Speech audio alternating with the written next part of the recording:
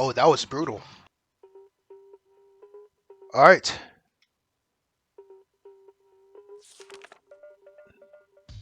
The victim is Kyoka Maki. The estimated time of death is around 6 a.m. The body was discovered hanging in the girls' restroom of the student dormitory. The cause of death is a contusion of the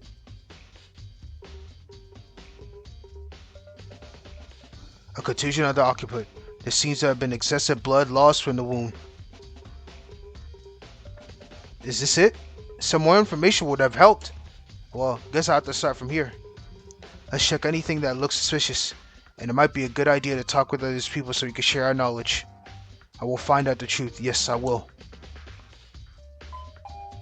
The investigation has begun. You have to collect truth bullets that will be used as evidence in the class trial. Go on. Go everywhere you can to reach and look closely at the suspicious objects and collect truth bullets. The trial will begin once you collect all the evidence. Investigate thoroughly. Oh, here's a handy tip. When you press shift, a mark will appear on top of things where you can find evidence from.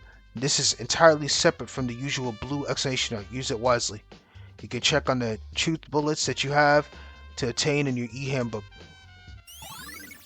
Article File 1 is added to the truth section handbook. The next day. Hold on. This shit is still tripping me up. Contusion on the occiput.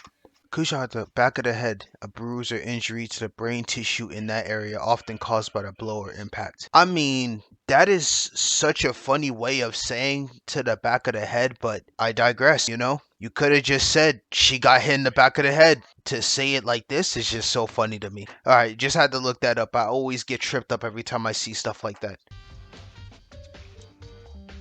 Truly a regrettable incident. I have been bracing myself to a degree, but in reality still seems capable of exceeding our worst expectations. It's making me feel like I'm out of hope. But we must find a culprit, both for Kyoka and our own good. I agree. We should investigate to the extent of our capabilities and combine our knowledge. Additionally, there are still several of us who are in panic and need some time before joining us to investigate. If possible, I want you to confront them and help them regain their composure. I think I'm one of those several people too, but okay, I'll try. Like, bro, I also have issues too, bro. Like, this is gonna be tough. Alright. There's something on the wall. A vicious liquid with a dark yellow color is splattered on the wall. It felt more slippery than I thought when I gently touched it. It's oddly disturbing. I tried smelling the liquid on my finger. Yuck, it stinks.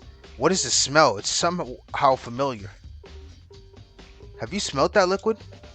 Yeah, do you know what this is? Well, I cannot say for certain, but I believe the odor is closest to that of rubber. Rubber? Yeah, that sounds pretty accurate. But it's not just rubber. It smells terrible, like an ugly mixture of rubber and oil. It's on the floor too. What do you think it is? Maybe it's been here since the first day? No, that's unlikely. Does it not look like the stain is heading towards Kyoka's body? Kiji made a convincing point. An explanation I can think of is the liquid trickled down the wall to the floor, eventually flooding towards Kyoka's body. I think this is an important piece of evidence related to the case, but I still don't have enough clues yet. Rubber smelling liquid has been added to the truth bullets. Okay. Okay, sounds good. Alright, so let's see. Alright, let's talk to Mikako real quick. Mikako, what are you staring at like that? The rope there. Rope?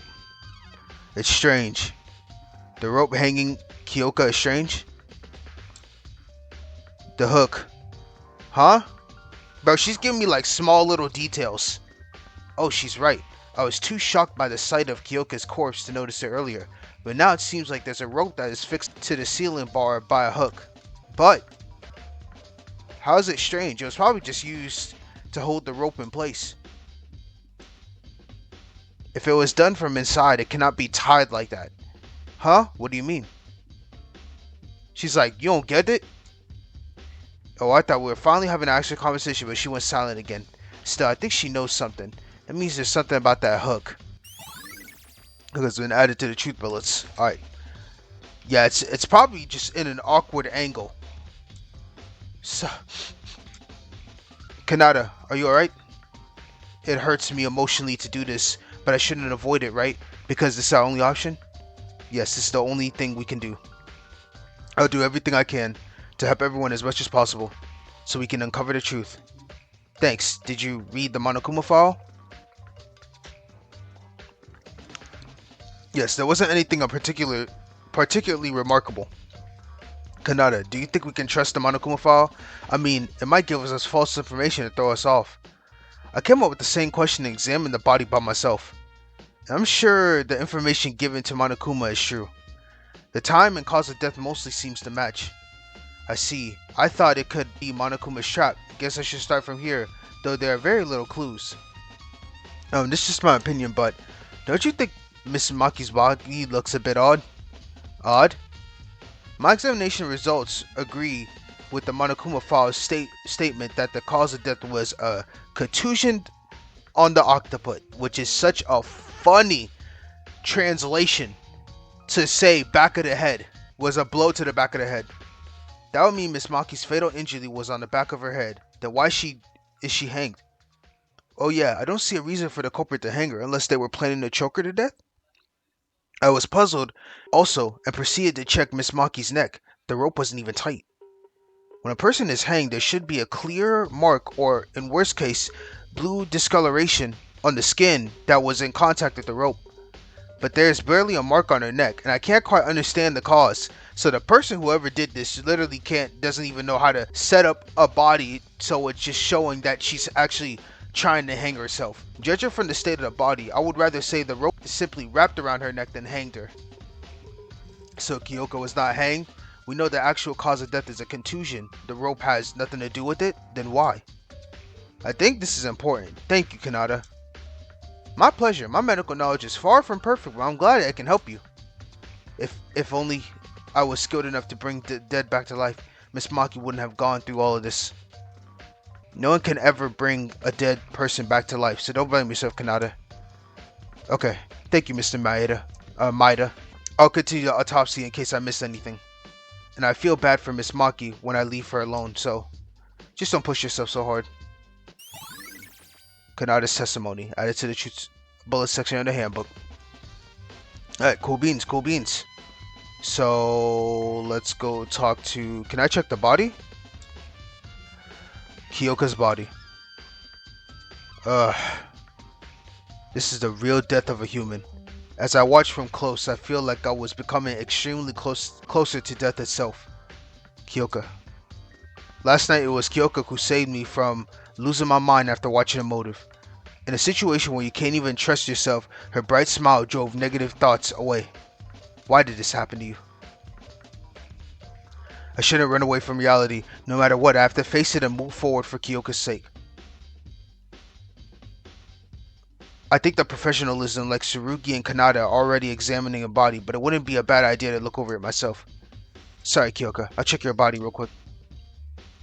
Struggling to keep myself from retching, I inspected Kyoka's body. According to the Monokuma file, the death happened about 3 hours ago. Only 3 hours had passed, but there wasn't even a tiny bit of life left in Kyoka's body. Anyway, the Monokuma file says that the cause of death is the contusion of the octopus. I carefully examined the back of Kyoka's head. There really was a large bruise on Kyoka's head.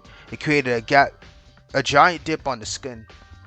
Something's not right. How is there not a single drop of blood on the body when there's an injury like this?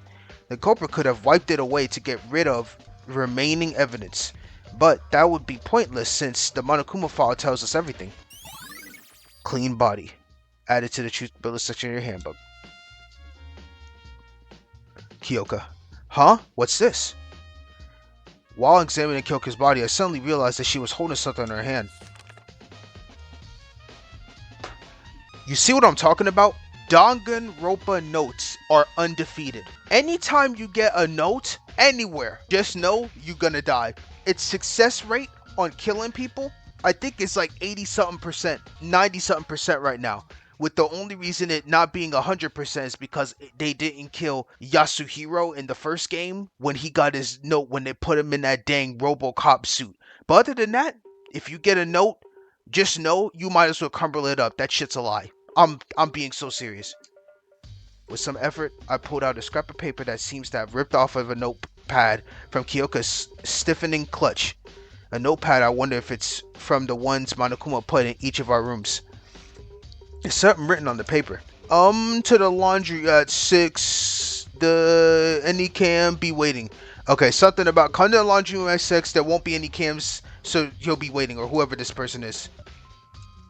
This will be a fairly important piece of evidence. 6 o'clock is pretty precise for Kyoka's time of death. The killer must have called Kyoka with this. Torn note added to the truth bullets. I don't think there's anything else special. Plus, I don't want to touch a dead friend's body any longer. I silently prayed for her.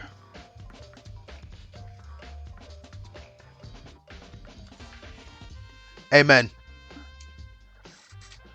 Okay, who else had I talked to? Anything else? Checked the wall, checked her body. Oh, there's a small bloodstain right in front of Kyoka's body. The bloodstain doesn't mean the hanging has nothing to do with the case. I'm sure hanging itself won't make you bleed. But there wasn't any noticeable bloodstain on her. All that was found was a thick smeared on the hair near the bruise. I suppose the culprit wiped the blood on the body. Bloodstain near body. Added to the truth bullets. That's that. We talked to Kyoka. Damn it, you were alright last night. We had fun together. It's only a few hours since we last talked with her. But this is reality, right? I can't let myself be overtaken by grief. I can't say I'm smart, but I'll try my best. I'll try to the best of my ability. I'm gonna find out who did this to you, Kyoka. Let's help each other out. Alright, sounds good. Oh, that man's throwing up. Teruya, are you okay? Ugh. Can't believe someone really died. A real person? Teruya, it's not that I don't feel sad like you, but if we don't do this, we're gonna be killed.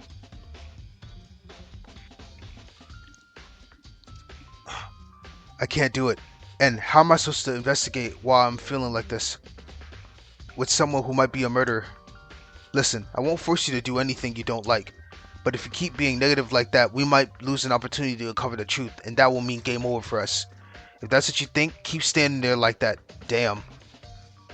I know it's sad, bro. We gotta keep pushing on. Is there anything else? I talked to Kenji. I looked at the body. I looked at the bun stain in front. Yuki, what are we supposed to do? Someone actually died. This situation might be so close, so you have to try. If we don't, we're going to die. We're going to die? Monokuma told us in the class trial. If we fail to uncover the truth, we're going to be executed. We can't let that happen. What I'm saying is, it's hard to face what happened to Kyoka, but for her sake, we need to figure out the truth. Okay, I'll do it for Kyoka. I'm not much of an intellect. I'll do everything I can. And when I find out the truth, I won't ever forget the person who murdered Kyoka. She seems to feel a bit better. I guess good. I guess could we like check her room? Okay, there's Tsurugi. Hey Yuki, how's the investigation going? Well, I can't say for sure. Would you come look over here? Look, what? The door? Don't you see that? Yeah, I see that's your door. This is a key piece of evidence. Your room is a key piece of evidence? Not the room. Look at the nameplate. I don't know what you're trying to say, Tsurugi. I see that it's your room, but... No, this is not my room. Huh? What do you mean? I don't exactly know what happened, and now the nameplates were switched. They switched? Yes, with Kyoka, she happens to be the victim of this case. Come over here. This is my actual room. That's... Next to the door, that Tsurugi pointed out as Maki... That pointed out as this room was a plate that read Kyoka Maki. I noticed it when I was going around to call you guys in the morning. I wasn't aware of the murder back then, so I assumed I could manage it later. But looking back now, I think that tells me the overall flow of events. You can see what happened just from this? Well, roughly, combined with evidence gathered from other places. I have some experience in this field after all. Oh, right, he is the ultimate police officer. Yeah, this would be like second nature to him. Like, who would actually waste their time to even attempt or try to murder somebody in a situation like this? I feel like that is like the dumbest thing to even try or to do in this situation. Switch nameplates has been added. Yuki, besides that, I need to know something. Do you know who switched the nameplates around? Even if you say so. I remember from last night. Scared. Yeah. I see you were scared, Haru. Then Satsuki was laughing. You still broke the nameplate. Should I call it a punishment? Put these nameplates back on, the usual. I really punish you if you don't. Now keep in mind, you won't be exempt from a second offense, accident or not. So he picked up the broken pieces. And that was pretty much it. I think I know who it was. Really? But even if he did, why? Make sure to hold tight onto that information. The nameplate is most likely related to the root cause of the Kyoka's death. Tsuruga, are you okay with me not telling you who switched the nameplates? I won't mind it, but there's no need if you know who it was. We'll talk more in the class trial. If it bugs you so much, you could talk to that person right now. Talk with that person right now. The person who switched the nameplates. It must have been him. Let's go ask. Well, let me see how Ray's doing. Ray, how you doing? What are you looking like? Yeah, that's my new name now. Useless. Makaru? When the murder happened, what made you come late? Why should I tell you? Besides, I told you not to talk to me. I was investigating in the entrance. There was something of particular interest. Was it more important than a friend's death? Friend? Since when were you guys and I friends? You... Well, I admit, an actual murder happening was beyond my expectations, right? But should I be shocked by every incident that occurs here? She's really like, if shit happens, bro. Hey, friend or not, I don't think that's how we should react to a person's death. Huh, so what? I was born like this. That's why I'm different from the rest of you. Why don't you quit wasting time and go investigate? The class trial is a piece of cake for me, but I'm not going to offer any help. Of course not. Are you saying you already cracked the case? Absolutely. Are you playing me a fool? This whole murder case is a joke. Oh my god. She's saying whoever did this is really trash. Not because you're the culprit. Aha. Now look at you treating an innocent person like a criminal just because I was late. Suspecting your friend to be a murderer? Is that the mutual trust you guys were so busy talking about? But I don't know the culprit yet. And you look the most suspicious right now because of that extra time you took. Suppose I am the culprit. Can you give me a reason why I would commit the murder? Do you think I'm foolish enough to be swayed by some dumb video? I agree. She's one of the ones I can't see like the video phase her in any way, shape, or form. Which I know for sure why she can't be the one who did anything. Then give me a proper explanation. There's no evidence to back up your claim. Are you an idiot? Sure, there's no evidence, nor any witnesses, but even if I was late for another reason, nothing would change from the truth. Coming late to the murder scene despite the announcement is suspicious enough. This is a waste of time. Get lost if you don't get what I'm saying. I have things to check on, and I can't spare time for morons. Makaru, why do you always have to... Jeez, what a nuisance. Why are you acting so friendly anyway? Didn't you get enough? If we still want more, go see that brawny lawyer. He'll prove my innocence. And she walked off. Ray Makaru, I can't understand her. Disregarding everyone else from incompetence, not even caring in the slightest bit about a murder.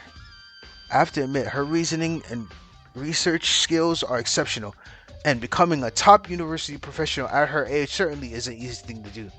But does she have to be so hostile and antagonistic all the time?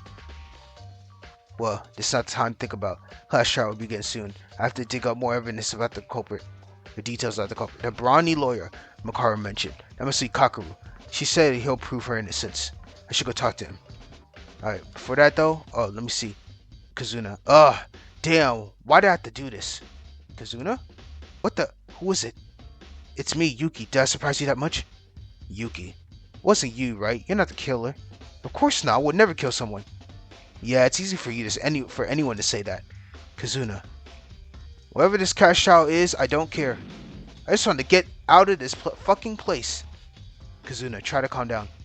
Just leave me alone. I don't want to talk with someone who might be a murderer. Seems like Kyoka's death caused her to completely lose her trust in others. Understood. That's understood. Let me talk to Haru first since I'm already here. Alright, added a new one. Boom. Yuki. Sorry for not being much help. I'm trying my best to investigate, but I don't understand anything. What should I do? Hey, Haru. I have a question for you. Huh? For me? What is it? When we were with Kyoka and Satsuki last night, what did you do after getting back from the restroom? Oh, that? You know that I broke the nameplate, so I just put the new ones back up like Monokuma told me to. You guys were gone by then. It was a bit lonely doing it all by myself, you know. Is that all? Huh? What's the matter, Yuki? Did I say something wrong? I went straight to bed after putting them back on. So the two nameplates that you broke yesterday, did they belong to Kyoka and Tsurugi? Kyoka and Tsurugi. Yeah, I think so. I'll be frank here. Since last night, the nameplates on Kyoka and Tsurugi's names were switched. Switched?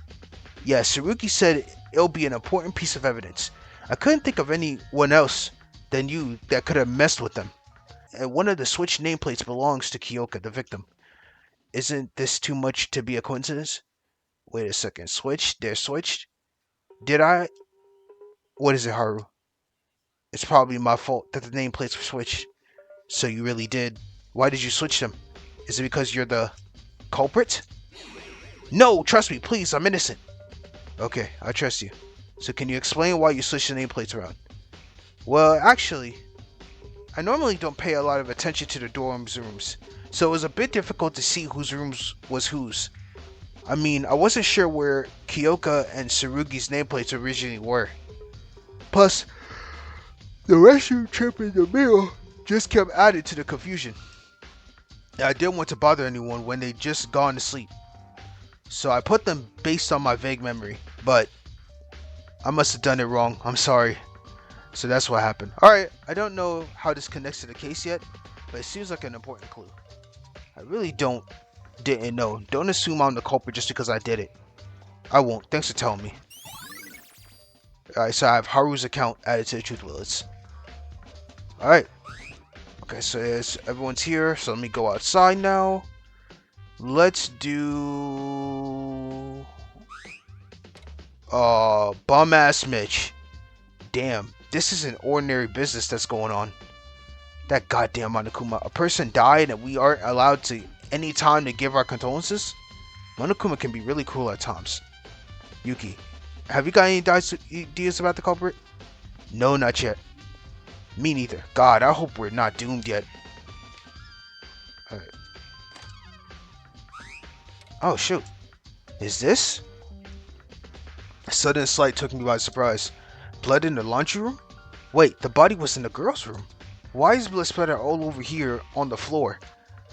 A blood stain in the laundry room. What I can infer from this is, could it be? Laundry room blood stain added to the truth bullets. Wait, that doesn't make sense. How does someone die in there? Somehow drags this person in here and like barely any bloodstains. I don't understand right now. That shit I don't understand. Okay. Satsuki? Yuki like 10 different times. What do we do? Kyoka's really dead. Calm down, Satsuki. I know it can be confusing, but if you give up here, everything will be over for real. Think of what you can do right now. Yes, so Satsuki came on an expedition to investigate the school building because no one seemed to care about it. And got 0 clues. Cheer up. Just remember that we need to investigate to move forward. Sounds good. What is it now? Why did you come to me again? Well, you said there was something that caught your interest. I was wondering what it was. Which happens to be none of your business. Didn't I also say I wouldn't give you help? It's more of a minor thing. Look inside the shop if you're curious. A useless like you wouldn't see it anyway. Okay, I know what it is. I'm assuming this has to be something with the murder. Unless I lied, never mind. I do want to see if I can go look at the tapes. I gotta go there too. This is the antique store. A place filled with bizarre and ends not found anywhere else in the building. I thought the culprit might have gotten their tools for murder here, but as I didn't come here very often, everything looked the same. If only we had an expert on this on the store. Huh? Wait a minute. Wasn't there someone? Store, sell things, someone who's expert at selling things? That person might know something about this. I should ask him. Oh, okay. So we're gonna get the boy Teruya. But before I go to Teruya, I gotta swing by over here. It's just a audiovisual. Okay, never mind. I'm stupid. I'm thinking like maybe there's something that has to do with the tapes. Okay, so let's go find the boy Teruya. Okay. Yuki, what should I do? What should snap out of it, Teruya? We need to uncover the truth. But how can I walk around like nothing happened? When someone's dead for real, nobody thinks that nothing's happened. We're only putting our feelings aside for something more important. You need to get over that despair. Even if you say so. My specialty's appraising and selling things, not this kind of job. And it's one of the fields where I screw up a bunch at. No, there's something you can do. That's why I came to you in the first place. Something I can do? Teruya, didn't you visit the antique store pretty often? The antique store? That's true. I took quite an interest in that place. It has a ton of items considerably worth. Speaking of that, I think the room looked a bit different this morning from what it used to look before. Really? Are you sure? I think so. I checked the place when we were looking for Kyoka and Makaru, and the layout of the room was slightly off from normal. You memorized the whole layout? What you mean the whole layout? It's common sense that a product needs to be in perfect layout to convey its full value. Oh my god, his memory is insane when it comes to items. Like his intellect, he might be dumb as shit, but his intellect is so smart when it comes to money and making sure the customer's right. When I was 6, I learned the hard way how much the layout can influence daily sales. If you say so, then it must be true. Wait, why was the layout suddenly out of place? About that rope and hook, Teruya. Did you see them in the antique store? Dunno, I didn't look over everything in there yet. But I can say this for sure. The storage didn't have anything like those, I'm positive. Then the culprit may have gotten the supplies needed for this murder from the antique store. How did you figure that out? You're smart. Ah, because of what you told me, Teruya. It's all thanks to you. Thanks to me? Are you starting to feel better? Now? Always bright and cheerful. That's the Teruya I know. I'm telling you, he's like one of my favorite characters. Like, he to me is already going up there like how Yasuhiro was in Danganronpa 1. Because that man, to me, Yasuhiro was an S tier and he was dumb as bricks. So we got ourselves another person that's dumb as bricks but is funny as hell. Yuki, you're right. I feel better after all this talking. Everyone will feel sad. I'm not an exception. But there's moments in life where we must do things we don't want to, right? Let's find the culprit who murdered Kyoka. We'll figure it out. We'll figure out the truth. Yeah, of course. You see, got that happiness. That happiness, you know what I'm saying? Yeah, of course we will. We can get there. Let's do this. I think I was able to cheer Teruya up a bit. That's a relief. Anyway, if what Teruya said is true, the culprit should be someone who went through the antique store after yesterday. So I got his account. So Teruya's account added. Bada boom bam. So, what else am I missing, bro? Okay, what other areas could I be missing? Oh, Ayame. I'm thoroughly investigating every section of the building, but the diner seems to have little relevance to the murder. You're probably right, but we wouldn't want to overlook any clues, so let's search more carefully. Our lives are on the line. Alright, sounds good. Just wanted to check. Okay, so let's check in everywhere at this point. What else could be missing? I need to find out where the heck is Kakeru, bruh. Bro, where the hell could Kakeru possibly be? This one. That's why I was looking for him. I was like, where? Oh my god, there's a hammer and a ball? I think I found something, but I'm not quite sure. Kakeru, can I talk to you for a sec? Huh? What's the matter? I tried to ask Makaru about the reason she was late. She kept insisting she was innocent, then told me you might know something. Oh, Makaru, that aloof girl. Do you know why she came late by any chance? Yeah, I should have said it earlier, but when we were all looking for her this morning, I knew where she was. It's just that I couldn't find the right time to tell everyone. Really? How did you know? I woke up at 6 in the morning, so I decided to head to the restroom, and that's when I saw Makaru. I asked her where she was going. She said, off to investigate, not get lost. And she went towards the school wing. Kakaru is saying the truth. It looks like Makaru really was investigating the entrance hall. But after that, when did you see her again? Well, after that, I went to the restroom and then directly back to my room, so I didn't see her until after the murder. All of us besides Kyoka, Makaru, and Tsurugi were in the diner since 7 a.m. Makaru said she was in the entrance hall up until the announcement. None of us can really prove that, right? That's true, but I don't think Makaru is the culprit. Because, you see, I met her at 6 a.m. According to the Monokuma file, Kyoka's time of death was around 6 a.m. You're right. If Makaru went to the school building at 6, she wouldn't have had the time to come back here, kill Kyoka, hang her, and all. I wasn't in the hallway for long, but it was silent out there, and it didn't look like Makaru was going to head back my way. I suppose we can't say she's the culprit because of her being late then. Wait, does that mean Kyoko was being murdered in the restroom when I met with Makaru? If only. If only I wasn't so dense. It's not your fault, Kakaru. Don't blame yourself. The one who's responsible here is the culprit. No, it's Monokuma who's caused all this. Agree. We got the bigger picture here. That man set this whole entire thing up. Shoot. How can I not have noticed? Anyway, thanks for telling. No problem. Let's investigate some more. Alright, got his account. Awesome. Hammer. This is... Yuki, that's... a hammer. There's blood on it. Blood? That... could it be? Yes, it's... most likely the murder weapon. The hammer was at 30 centimeters and the metal part was really hard. Kyoko was hit by this hideous thing.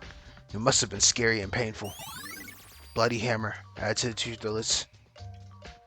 There's a crumbled spear in the corner of the garbage dump. Yo, whoever this killer is, bro, and hiding his clues, trash. That person is terrible. What is this? Having lost its spherical shape, the strange object was leaking a dark yellow liquid with an awful smell. Yuck, the smell. That must be rubber, right? When I carefully touched the oozing liquid, I felt a slimy thick thickness. A rubber ball? Maybe this is related to the case. I knew there was nothing like this in the trash room before the murder. But what is this feeling? I feel like I saw something like this before. Burst rubber ball has been added to the truth bullets. Oh, last piece of evidence. Yes, sir. Solid. Announcement from Headmaster Monokuma. Looks like all of you are tired of waiting. Shall we begin then? Our very first class trial. Boy, this is exciting. This is the very first time, well, besides obviously playing the Project Eden Garden fan game, it's going to be my second trial that I've ever done. Because besides watching people play, playing myself is so weird. It feels like out of the norm because I'm cool with anyone's playthrough. Like, if people make mistakes and shit, it's understandable because, like, bro, doing this stuff for the first time, how does anyone, like, I don't know how to do this shit on the fly. I don't know how anyone does this shit on the fly, bro. Everyone, please gather at the carpeted door at the end of the school area hallway. I'll be waiting there. It's time. If we fail to identify the culprit in this class trial, we die. I really don't want to go through this, but I don't have a choice. This is the only way. The door within the carpet in the school area. I should go there.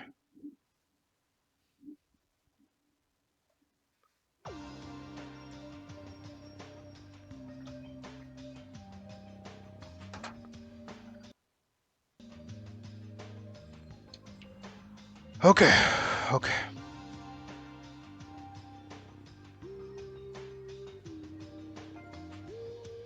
Let's go see the place Monokuma told us about. The courtroom. Oh. Ah, Yuki, you're here. I was about to get worried. Were you trying to run away from your crime? Oh! I can't stand Mitch, bro. I swear. Are you saying I'm the killer? Don't get ahead of yourself. We'll eventually find out the culprit, even if we don't want to. Even if it's the wrong answer. Since we came this far, did everyone get ready to be or not to be? Dead or alive? That is the question. Stop joking around. We're trying to be serious. Satsuki is too funny. Hey, you! All listening. Haru is right. This ain't an ordinary trial. Our lives depend on it. So quit whining and pull yourselves together.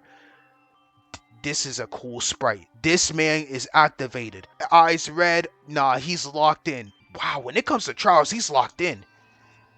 Mr. Yamaguchi? What's wrong? What's wrong? What's wrong with you guys? You're all loosened up. You'll never get anywhere near the truth with that mindset. It's like you switched into an alternate personality with the sneeze. Oh my god, that literally, that's literally a freaking Toko reference. Kakeru, did you eat something wrong? Shut your trap, wimps! I'm always like this in a courtroom. If you're pissed off by how I am, challenge me with a decisive proof in the trial. Okay, we got a locked in Kakeru. Yeah, we're about to go crazy. Where did that stammering coward go? I always wondered how Kakeru became a lawyer with all his shyness. Though this is a sudden change came to me as a surprise. It made me understand why he was the ultimate lawyer. Dude, this is crazy. I wonder if he has as many records as Wolfgang. If you put Kakeru and Wolfgang in a room by themselves, I wonder like how crazy that trial could be against each other. That powerful voice and spirit will surely give him a great advantage in court. The only problem is he sounds more like a gangster than a lawyer. Oh my god. Yo, looks like everyone's here. Take the elevator and come underground. I'll be waiting for you guys. It's time for real. Let's hope we'll do our best. Alright, let's go talk with everybody. Start in order. No, I'm starting with this bum ass. Damn, it's really gotten to this. Can we make it back here alive? Dead or alive, let's find out who live. Don't get me wrong, I know this ain't the right time, but wasn't that one mad personality switch? I almost fell on my knees when I saw that. Well, useless, ready to uncover the truth? Like I said multiple times, I have no intentions of helping you. Have fun struggling. Oh yeah, I'm about to struggle. The class trial will start soon. We did our best, so let's hope that our luck is on our side. Whatever you like it or not, we need to do this. Let's go. Kyoko will be watching us from above. Let's find her murderer and help her find peace. Phew, I tried my best, but I'm still not sure on this. I might need to hear what the rest of you found out to get a grip on it.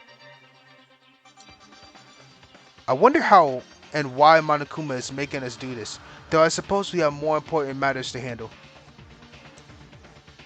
She don't want to say nothing. Come on, folks, move, move, move! We got no time to waste waiting for your slowpokes. My goodness. To harm another human being means to defy heavenly laws. Whoever committed the act must be ready to answer for their sin. Let's go. Alright. Before I do that, let's see, well, actually, first thing I need to do, wait, hold up. Save, boom, boom. Alright, we got those saves. Now, truth bullets. Okay, so we got Monokuma file, victim. Alright, so autopsy, the clean body, back of the head, torn paper, drops of blood was in front of her, a rubber smell liquid. The rope definitely looks weird as hell. Switch nameplates. Alright, so the deal. Got Haru's account. Got Kakeru's account. Saw a damn bloody hammer and a busted rubber ball. And then some damn laundry room blood. And then Toriano in the layout. Alright. Let's get this thing started. Woo, buddy. Okay, so it's just like we're going in there. Because I think they don't translate these. It's getting serious. I'm assuming when I get in the trial, it's back to English. I guess they thought this is like a wasted part. Oh my god, we're going down this. The elevator descends underground with a series of clinks and clangs. Gosh, this is gonna take forever. Which floor are we on? This feels like we're going somewhere we can ne'er come back from. Not concerned about our uneasiness at all. The elevator slowly approaches destination. What a way the freaking elevator stopped. We're here. Okay, what a cool layout. Double chairs. Oop, finally, I was dying to see y'all. What is this place? It looks so flashy. I see this is a special courtroom just for you guys. Isn't it sick? Other courtrooms would be nothing compared to this. What the hell are you speaking for? You call this a courtroom? You better be kidding. This is contempt of court. Yo, Kakeru is... Yeah, he's super cool, bruh. Well, enough talking. Let's get over this quick. Stand where your name is written.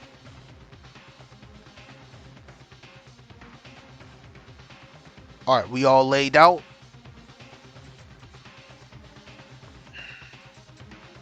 Is everyone ready? We shall begin in a moment. Behold, the class trial. A circular arrangement where we can even see each other's faces directly. Despite Monokuma's mischievous, almost ridiculous attitude, there was a strange tension going around here. Kyoka, she was a playful friend, though somewhat lazy at times. She shined with positivity at every moment. Yeah, like, you will be really missed, bro. I'm not gonna lie, I really wish I could have saw your sniper shit get put to the test, but it is what it is. When everyone else panicked at the Monokuma's motive, she managed to cheer me up. Kyoka, she left our side too early. What would have she thought? What would have she thought at her final moment? Why did she have to die? And the cruel killer who murdered Kyoka, that blooded, heartless killer. Oh, they got the red mark on there. That's super cool. Is hiding among us. And thus, Act 1 at Whole Speak Academy begins. A life or death trial, a life or death deception, a life or death betrayal, a life or death mystery, a life or death lie, a life or death truth, a life or death class trial. He just had to say the super long-winded life or death situations. Oh my goodness. Wow. Oh yeah, I gotta save. Boom. Alright, we're chilling. Alright, so I could read the truth bullets. I already did. I checked out the truth bullets before going down, so I think I get a... I'm just gonna wing it. I ain't gonna fucking lie. Alright, we'll just go from there. Let's begin this sound. All rise.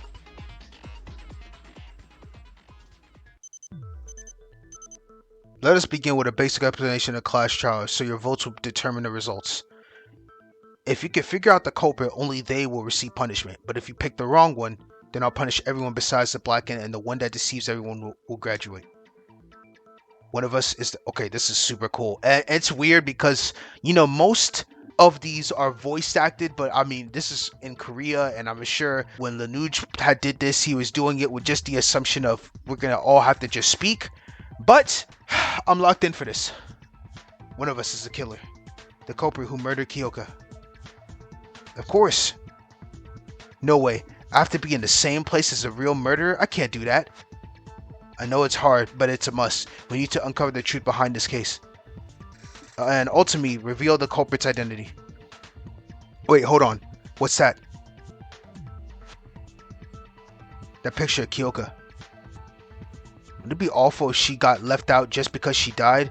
Friendship penetrates even death's barrier. What a good reference. Hey, let me ask you something just in case. It's crucial that we know this for trial. This is really important, so prepare to answer, dumbass. Bro, I love Kakeru right now. Can there be accomplices in this case? That will determine the entire course of our discussion. Really important? Why sure, I can tell you that. Now, accomplices in murder may exist. However, no matter how many accomplices there are, only the one who committed murder graduates. I see. There'll be no merit for the accomplice. Kakeru, he really looked like a different person. That'll do for the preamble. Let's get started then. First up is the case summary. Now let's debate. Let the debate begin. Class trial. When Monokuma first mentioned it in the gym, I thought none of us would commit murder. Then a class trial would never happen. That's why I didn't think too deeply about this. But it really started. A trial to find Kyoka's killer. If we fail to reveal the culprit in this trial, we'll be... No, I can't let that happen. I have to do this, not only for me, but for everyone else too. To find out what really happened, and to reach the ultimate truth. I must do this with all my might. Now it's not debate. Would you like to hear more? Absolutely. Now it's not debate. You'll need to look at... be on the lookout for contradictions in your fellow statements and refute them with a truth bullet. You can fire a truth bullet by moving the red cursor over text marked in yellow and pressing confirmed. A set of truth bullets taken from the list you obtain during the investigation will be given for earlier discussion. You must select the right truth bullet to refute the contradiction. Press shift to change to select the bullet. Needless to say, but firing a truth bullet at the wrong place will deplete your influence gauge. Okay, got you. Complete depletion of the influence gauge will result in a game over, so please be careful. You may skip through lines by pressing the arrow in the bottom right. Alright, first debate. First debate. Monokuma foul.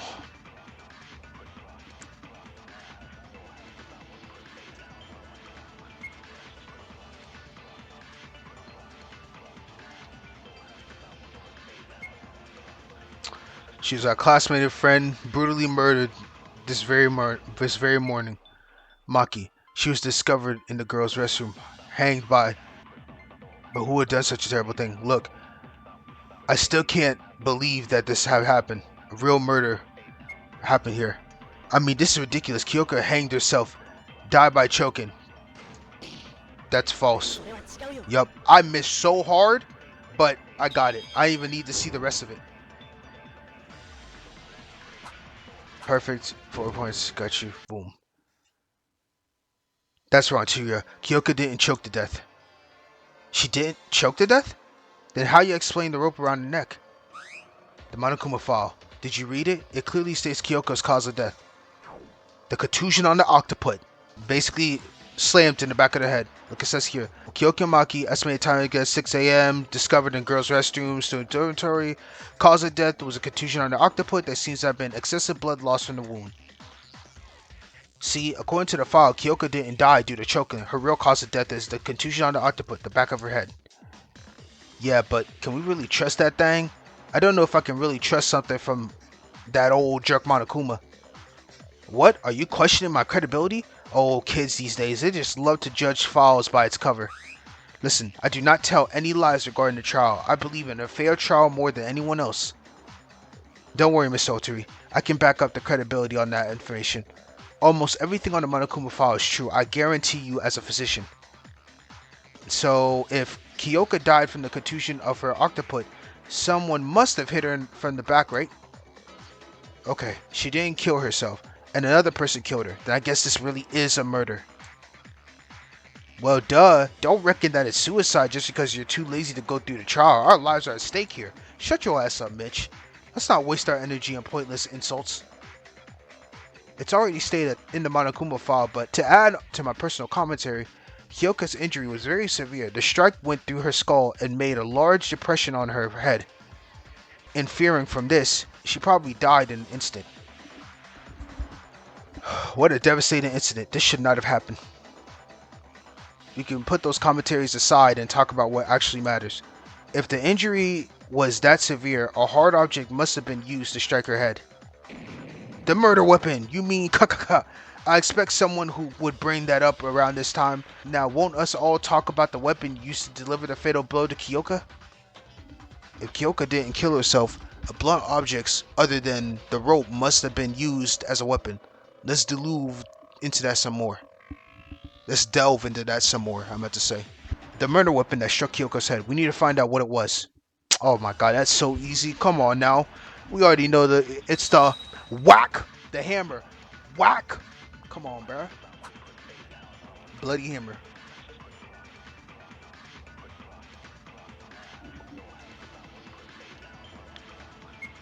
The culprit must have hit her with, to the head with a blunt object. That should be the weapon. What kind of object is the weapon? The strike on Kyoka's head was clearly deep through creating a depression on her skull. Something that is able to cause perhaps a long object like a hat or a stick? I don't know. What could it be? I just wanted to let it go through like that real quick. While the wound itself was very large, the size of the weapon wouldn't have mattered that much, and I think that object found from the dump is most likely. The culprit must have hit her head with a blunt object. That should be the weapon.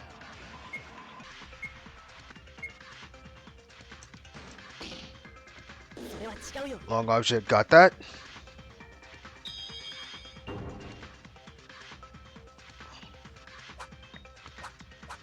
Boom.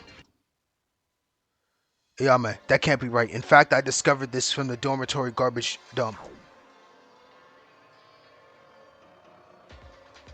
Is that? It's a hammer. A small one you can easily hold with one hand. Is that what the culprit used to attack Kyoka? It appears it has blood on it, so it must be the weapon. The fact that it was found at the garbage dump indicates that the culprit attempted to get rid of it. How did you even find that at the dump? But can that tiny hammer really kill a person? Want to try if you're curious? No thanks, I'm fine. Regardless of the size, a hammer is made of metal. With enough force at the right angle, killing a person in a single blow is not entirely impossible. To sum it up, the culprit murdered Kyoka at once with a hammer strike from the back, then hanged her. But isn't it strange, if the killer just wanted to murder Kyoka, then why did they hang the body? Even if it was to cover up her real cause of death, the bruise and the blood stains are still there. You can see that it's a murder right away. You can? I thought it was suicide before Yuki told us. That's because you're a helpless idiot. Miss Maki didn't look typical of people who hang themselves in the first place. Too unnatural if it was meant to be framed as a suicide. Too unnatural?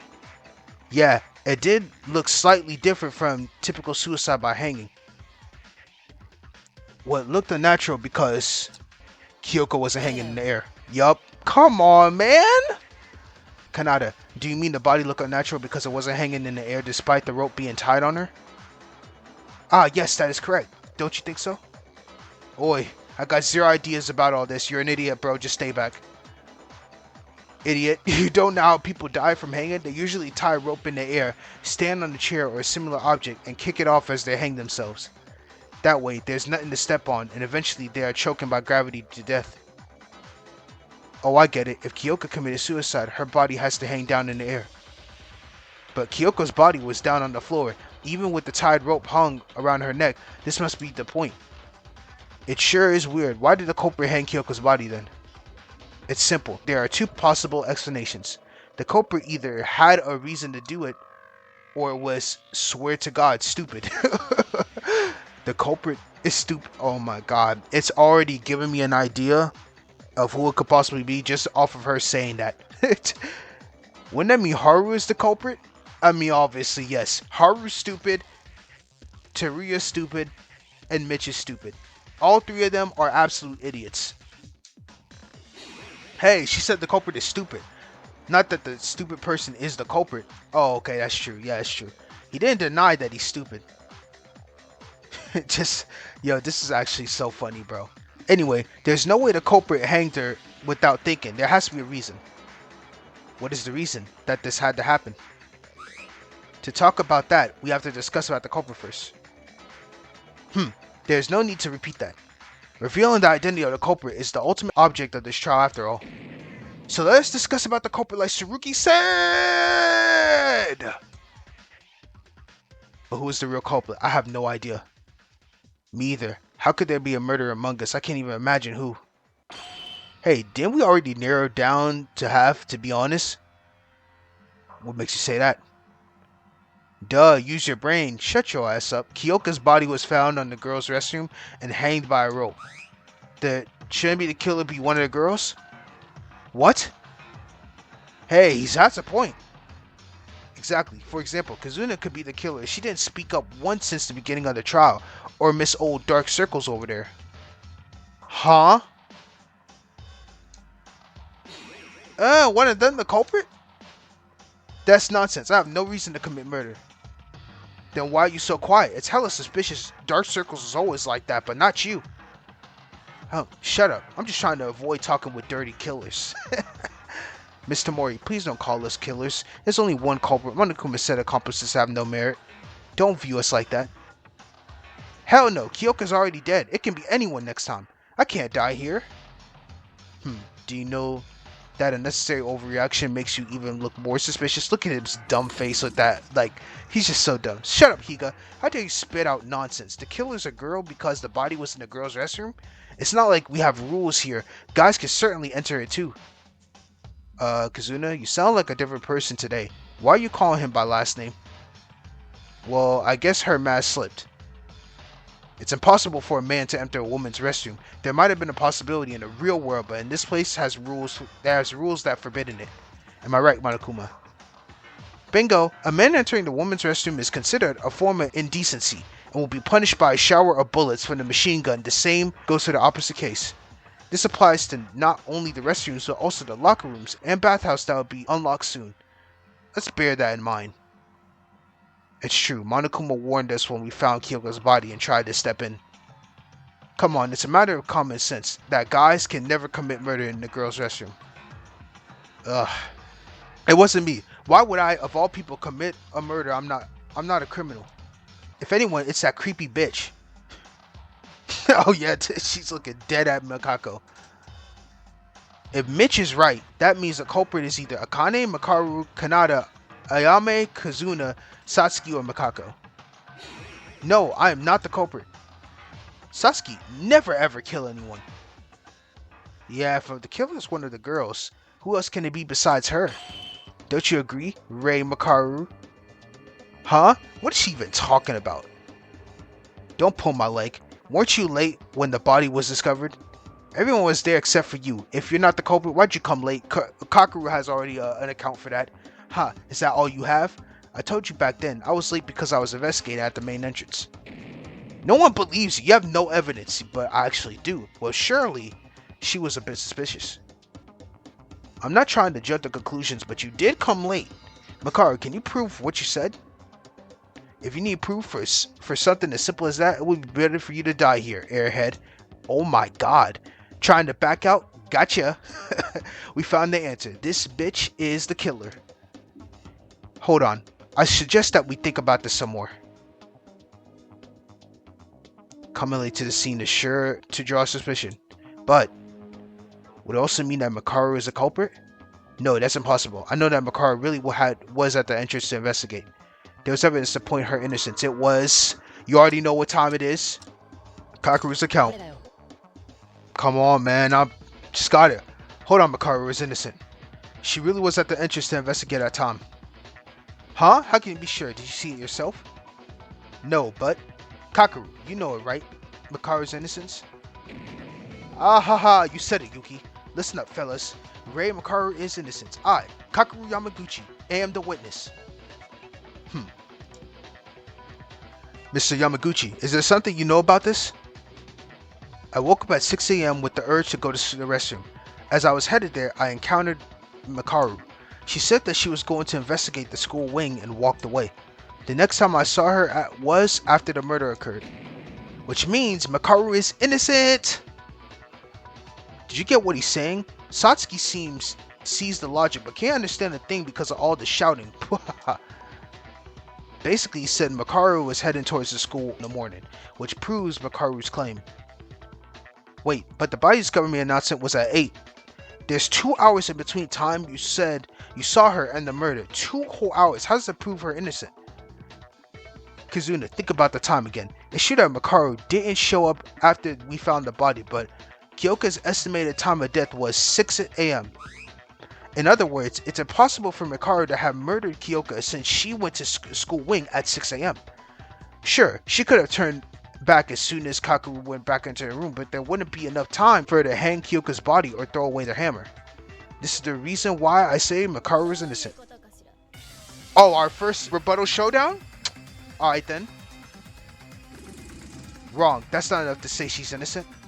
Why? We even have a witness, Kakeru. No, there's a hole in your argument. I'm sorry, you, but I gotta make this rebuttal. That's the only way to make that 4-eye admit her crime and end this stupid trial. Alright, let's get active.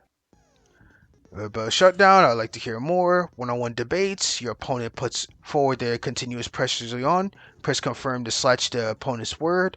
Just like the non-stop debates, you can refute text in yellow by pressing shift. You can switch to truth bullets with the left and right arrow keys. Use the right truth bullets at the right contradiction as you did in the non-stop debate. The shift key won't work at non-yellow text, and press confirm will slash arguments. In order to be careful though, since not all arguments will go down with a single slash. Your influence gauge will take damage If you refute the wrong thing, your focus gauge will take damage if you fail to complete the strike down a piece of white text. Just a little warning. If you have 0 focus to fail to strike wall text, your focus gauge will take damage instead.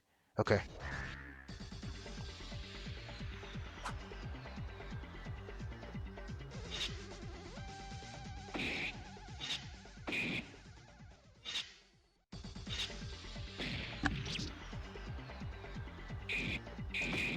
Okay. Okay. Kill her remotely? How? Kyoka was murdered by a hammer. How is it possible for her to kill someone when she was talking to Kakeru? It's more than possible. For example, the rope could have been and set the hammer in the ceiling wall, setting up a trap to kill and activating it from a remote place. Boy, these things move fast as hell. Would that be possible? Well, even if it were possible, looking at Kyoko's body told me that wasn't the case. The murder had to be close to her. I just have to kill Tsuzuna. Why? Okay. Kyoko died around 6 a.m. I know that.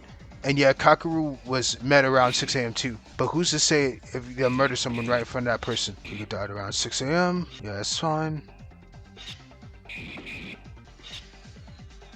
we go. Did I miss? Okay, I did get it. I was like, wait a minute. Did I miss? Okay. Kazuna, it's impossible to kill Kyoko remotely. How come? I told you. Well, technically it's possible, but it's not the answer for this case. And because her body was too clean. The body was too clean? Remember how Kyoko's body looked like? Kyoko's head did have a large bruise and was all sticky with blood, but that was it. The blood under her hair didn't even flow from very far. Her clothes were clean too. Isn't it strange? A bruise that's severe enough to create a dent on her head and not a single drop of blood got on her clothes? There's only one reason for this. The killer wiped off the blood at the same time Kyoko died? Yeah, I agree with Yuki. I was wondering the same thing while I examined the body. But can you stop bleeding from a wound that big just by wiping it a few times? My nosebleeds never stop that easily when I try to wipe them off. It doesn't take long for blood to coagulate in room temperature. A nosebleed is from an injury inside the nose, but Miss Maki's bruise was directly exposed to the air. See, Kanata is so freaking smart, bro. About 5 minutes of pressure would have been enough to stop her bleeding. And Miss Maki likely died in an instant, so the actual amount of bleeding might not have been much due to lack of circulation. Huh? But if the culprit wiped it off as soon as Kyoko died... Right, if the culprit killed Kyoko's remotely from a distance like Kazuna suggested, Kyoko's body would have been covered with blood by the time they go to wipe it off. Also, they'd have to risk the blood getting on her clothes when there's no way to wash it off. What do you think, Kazuna? Anything left for you to say? Why? Why are you siding with Four Eyes? I wasn't really siding with Makaru. True, why would you stand up for me in the first place? I don't care what you think of me, but don't use it to justify framing someone else in a trial. If we choose the wrong person based on your petty emotions, everyone here is going to die. Do you still not understand the rules of this place? Fine, do whatever you want. Yes, this is Makaru. Fully proved innocence. Is everyone clear on that? Why are we suddenly talking about Makaru, though? If I remember correctly, she faced our suspicion after Mitch said the killer was among the girls. Makaru, we apologize for suspecting you. Shrug it off. No matter how much you contempt and disdain me, I won't give a damn. She just don't fucking care, bro. She's just such a badass. Makaru, she has the guts. The real guts. Then can we safely assume that Makaru and Kakeru have an alibi? Well, we already crossed out Kakeru. Didn't you say the killer is a girl? Hold on, even if Four Eyes is innocent, I'm not gonna take that. Oh my god, Kazuna, please stop. Like, bro, we have more than enough evidence for Makaru. Stop letting this thing drag on. The killer cannot be a girl. But there's no other possibility. The killer had to have been able to enter the girls' restroom. Who else other than the girls can enter the girls' restroom? And why are you being so fussy if you're not the culprit? You're feeling guilty or something? I told you, I'm not the killer. I mean, it's just not fair. You can't assume me as a killer just because I'm a girl, and you don't even have a solid reason.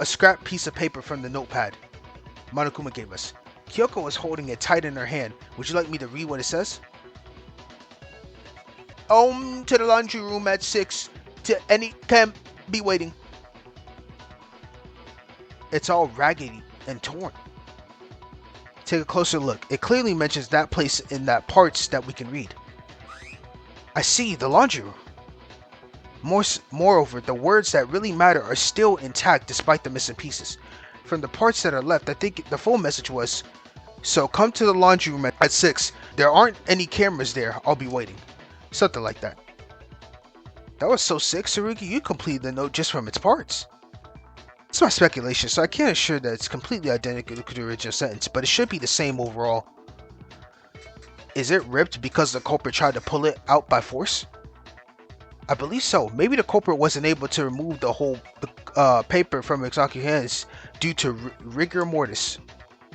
That means Kyoka got that note from someone and went to the laundry room at the designated time without knowing what's about to happen. Shoot, why would anyone use that kind of cheap trick? Huh? Satsuki's confused at the part that says, there aren't any cameras. Perhaps it was intended to make the note look like some sort of secret talk. Nope, that's not what Satsuki meant. Are there really no cameras in the laundry room? There is. Whoa, what a surprise, you can talk? Between the ventilation and the clotheslines. Yeah, I saw it too. The culprit just wrote down meaningless nonsense as bait. Kyoka, just why? I apologize for the ultimate interruption, but may I speak for a moment? Will do, go ahead. Kinji, what is it? Kyoka was murdered in the laundry room. Although we can now be certain about this statement, it's not too early to conclude that a man could be the culprit as well. Huh?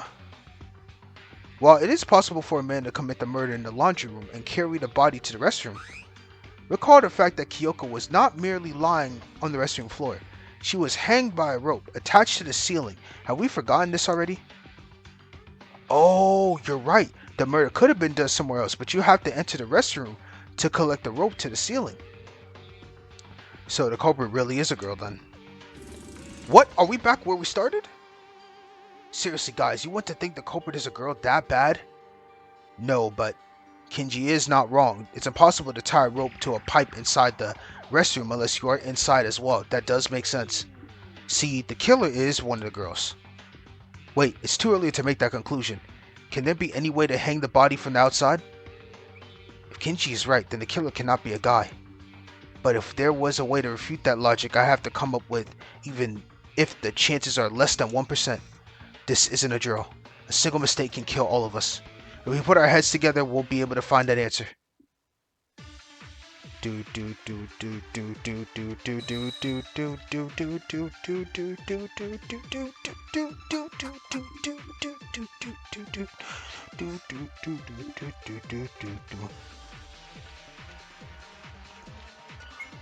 A way to hang the body from the outside.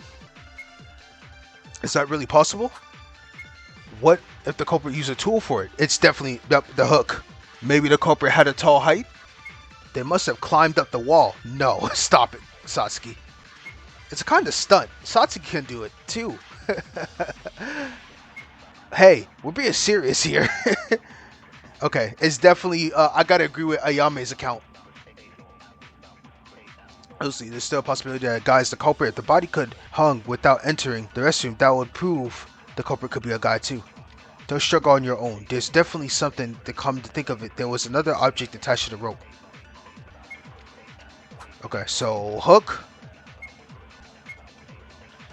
Boom. Consent. Come on now. Perfect. Give me those. That's it, Ayame. You can use a tool. A tool? But how? I almost forgot the tool that was tied to the rope. It's right here, don't you see? Looks like a hook to me. A hook? The rope had something like that? I'm starting to get impressed by the extent of you guys' stupidity. But Useless made a good point this time. You're right. Looks like you got it correct. Look at that. This man all happy like shit. You know, shit. I got it in me, low key. So, what about the hook? The culprit must have thrown this hook with the rope attached to connect it to the pipe on the ceiling. That way, the rope is all set. Afterwards, they can tie the other end to Kyoka's neck and push her body inside. Wouldn't that be possible to do without actually entering the woman's restroom? Yes, it is. This is our answer. Hold on. Look how the rope is tied to the pipe.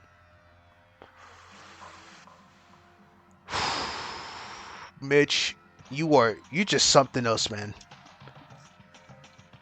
It's been twirled several times around the pipe. Is it possible to do that with the heavy looking hook on the rope? Oh, he's right. It's fastened by the hook, but that rope went around several times. I know, it's nearly impossible to tie a rope like that when there's a hook attached. What the? You said it like it's possible. That's why the culprit used another tool to secure the rope onto the pipe. You already know what time it is. Another tool? Bring that piece of evidence here to me. What is that other tool? Seems like Makaru is the only one who realized what it was. Well, can you tell us, Makaru? Like hell I realized. I knew it from the very beginning. And if you're trying to sound me out, quit it. I've already said I have no plans on offering any help. Besides, it looks like Eustace over there got a hold of it anyway. Why don't you ask him? What? Me? I mean, shit, I'll take the lead. Yuki, can you tell us the answer? Why, by all means, I can do that for you, Ayame. Oh, you didn't? Sorry about that.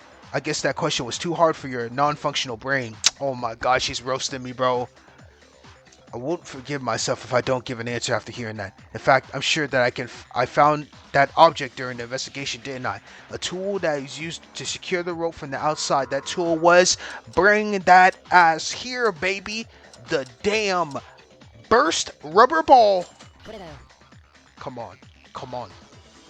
Good. And one more thing. There was a key piece of evidence that can prove this tool's involvement in the crime. Oh yeah, let me bring up that other piece of evidence. The rubber smell liquid. Bam. Firing on all cylinders right now. Ah, I got it. I figured out the other tool used by the culprit. It's the rubber ball. Rubber ball? What's a rubber ball? It's like a bouncy ball. Have you ever played with it when you were young? It's full of some kind of vicious liquid that makes it bounce back up when it hits the floor. Oh, I know. I made some improvements to it and sold it overseas under the name Hyperball. Did I tell you that it's still selling great? How's it relevant to the case? You better tell us, Yuki. Okay, I figured out the way the rubber ball was used in the murder just now. After Tsurugi said the culprit used another tool to set the rope in place, I tried to relate the act of winding the rope with the circumstance of the murder. I think we can be certain about the culprit using a hook since we found one on the pipe. But as Mitch pointed out, it's impossible to wind the rope like that with the hook alone. Putting the hook after setting up the rope wasn't a choice either, because there's no way to get the rope around the pipe by itself. Besides, they have to step inside to attach the hook. That's why the culprit used a rubber ball. Before using the hook, the culprit tied the rope around the rubber ball. Then they threw it inside the restroom between the pipe and the ceiling to be more exact. Well, the way, okay, that's a cool demonstration. Look at that form that it's in right now.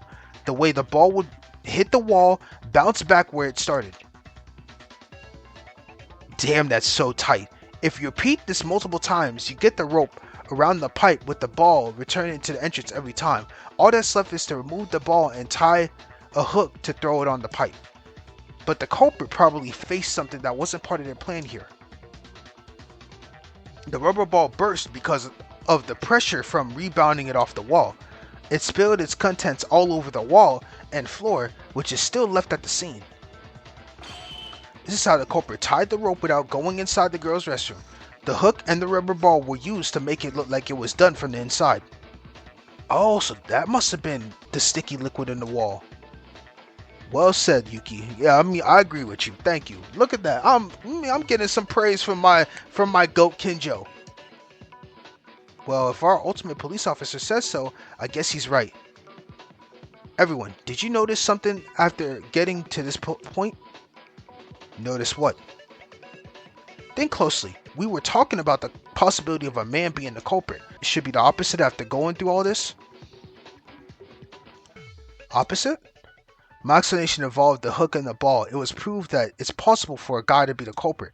But if the opposite of that is true, that means culprit is a. I don't know if he meant to say the culprit was a woman, and we should be thinking the opposite, that it's a man, because the culprit's a man. It's easy. Come on, bro. That's right. We were going in the opposite direction here ever since. Opposite direction? What are you talking about? We thought that the culprit was a girl, so we thought of a way to hang Kyoka from the outside the restroom based on the assumption, what if a guy could be the culprit as well? Turns out that wasn't the case. It was very unlikely that the culprit is among the girls. The killer is definitely a man. What? It wasn't me. Hey, how so? Why is it suddenly like that? Think about what we just went through. The culprit undoubtedly used the hook and the rubber ball to connect the rope to the ceiling. Now, suppose the culprit was a woman. Would there be a reason for her to use such a complicated measure when she could have simply stepped inside and tied the rope directly? That makes sense. It looks like the culprit had to do it without going inside the restroom. Furthermore, even if the culprit was a woman and had to use the hook or rubber ball for some reason, they would have been able to clean the stain on the wall afterwards. Right, as mentioned before, the culprit probably didn't expect the rubber ball to burst. To clean the liquid off the wall, they needed to get inside the restroom. But they couldn't, because guys can't enter the girls' restroom. I can't say that with absolute certainty, but I think the most reasonable explanation we can think of, it's the most reasonable explanation we can think of. There would be no reason for the culprit to intentionally leave traces in the murder scene. I mean, the liquid stain on the wall was a big hint of figuring out how the ball was used by the culprit. Aha! Look at that, she's happy as shit. That automatically gives us girls an alibi, right? Plus, even better, Yuki, Teruya, Haru, Mitch, Tsurugi, Kenji, and Kakeru. We know it's one of them's got to be you, and I already know who that motherfucker is, boy. I've been waiting for this damn moment. Hold on, what if the culprit was a woman and tried to make us think this way all along? I highly doubt it. The reason the culprit hanged Kyoko in the first place was to make us think a woman did it. Ho ho, so it has nothing to do with the disguise, it as suicide from the start. Indeed, everything was to lead us to thinking that a woman is the culprit. In other words, the culprit wanted us to think that way, so they wouldn't become a suspect. All because the culprit himself was a man. Everything's connected now. I found it strange to find the rope on Miss Maki's neck being too loose. In retrospect, I see that was the case because the culprit didn't intend to make it look like a suicide at all. I can't believe it took this long for you to reach that point. What's up with you talking like you already knew all of this stuff? It's because she did. Because I already knew. Oh yeah, she been knew. What? I already have everything worked out. Who the culprit is, why they killed, anything you could possibly think of. Huh? You know how badass that has to be? She figured out all this stuff and didn't even have to show up to the crime scene first. She was away doing some entrance. She probably got there and was like, off of just a quick glance, and was like, yeah, I already know. Just that simple. Tsurugi's the same, I bet. What? And you just stood there in silence when you had all the answers? How many times do I have to repeat myself? I have absolutely no reason to help you out. Makaru, this isn't a competition. If you don't share what you know, we'll end up voting for the wrong person. You're going to die too. Of course I'll share my knowledge when it gets to that, but even without me, you still have Tsurugi Kinjo over there to help you. And useless, you're getting pretty close to the truth. I was actually surprised. Perhaps you weren't completely useless after all. Oh my god, and she called me a monkey. First I'm useless, now I'm getting degraded to monkey. This is crazy. That's what I said. Oh, and of course she'd be laughing. Jeez, she's a real smug. Well, she's always been like that. We should ignore what she says and keep moving on. Sure, I believe that we left off from saying the culprit's a man. Haha, I wonder who it is. Wow, she must be real excited now that the tables turned. Although we now know that the killer is among men, we still need to specify one person out of 7. Is there any kind of clue to narrow down the list? I already know, bro. Well, if Miss Makari was able to work out in the culprit's identity, there must be a clue pointing out the killer somewhere. The problem is, we don't know what that clue is. Tsurugi, a little help here, like something that can nail the killer. I do have something in mind, but you shouldn't rely on me for everything. Only you should figure out the cases by yourself and understand the reason behind our final verdict. Kyoka. Everyone's silent. No one has a fucking clue. Hey, y'all. Any ideas about the culprit? Well, nothing in particular, I suppose. We're almost there. We know that the culprit is one of the guys. Just to remind y'all, it's not me. That reaction is making you look even more suspicious. Ha, just like you from a while ago. What did you say?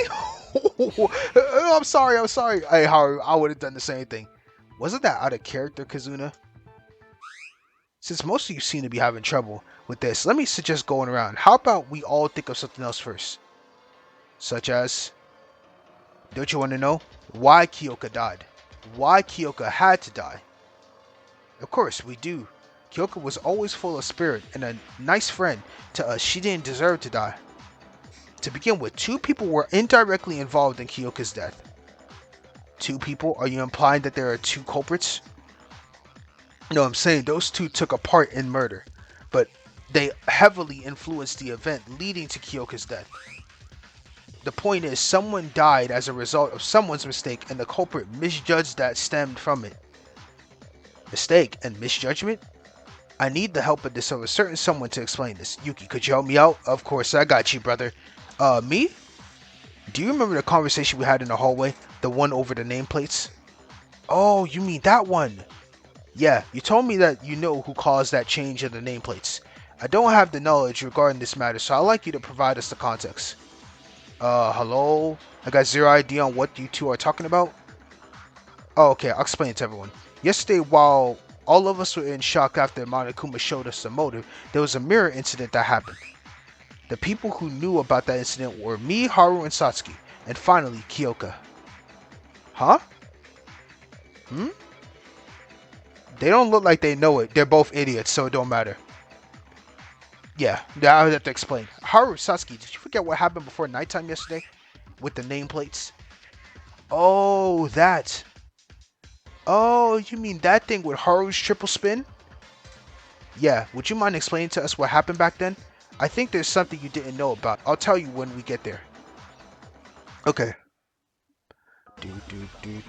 Oh, I was wrong on the music.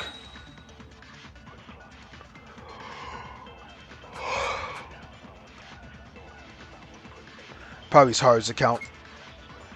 Last night, me, Satsuki, and Kyoka were hanging out together to distance ourselves from the motive, distract ourselves from the motive.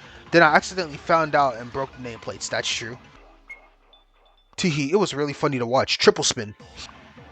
When I was freaking out over damaging school property, Monokuma showed up and said that he won't punish me since it was an accident and left me with a new set of nameplates. He told Haru to put the new nameplates back where they belong. So Haru put them back at the right place. Nope, he did not. He did not. Nope.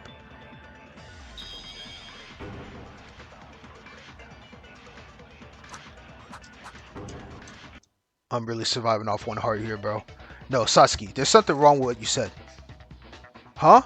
Hey, what's wrong? Although Haru did put the nameplates back, he didn't know he made a mistake while doing so. Yuki, that's... He forgot where the two nameplates originally were, so he put the new ones in the wrong place. What? He forgot about something that was right in front of him seconds ago? Oh, he went to the restroom before putting them back, so I think he got confused somewhere in the middle. Okay. I get how much of an idiot Haru is now. How's that related to Kyoka's murder? That would be because the two nameplates Haru had to replace belonged to Tsurugi Kinjo and Kyoka Maki. Right, Yuki?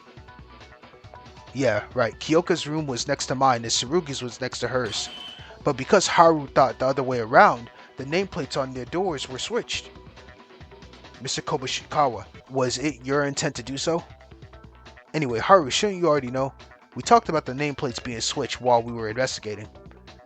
Well, I did, but I just wanted to avoid unnecessary suspicion. Avoid suspicion? Don't tell me you're the culprit, Haru. No, I'm not, I swear. This is exactly why I didn't say it. Why would we think you're suspicious? It's just a couple of nameplates. I don't think they're that much relevant to Kyoka's death anyway. Yes, they're related. Much related, in fact. Now, would you care to explain what that means to us? I said earlier that the two people were connected to the murder. One of them is Haru, for switching the nameplates, and the other person is me. Huh? Mr. Kinjo, you have an indirect connection with the murder of Miss Maki. May I ask you to elaborate on that? It's true. Let's see, where should I start? How about we all get a grasp of the culprit's intentions first? If the things were as the culprit originally planned, the person to have portrayed here would have been me. That's correct.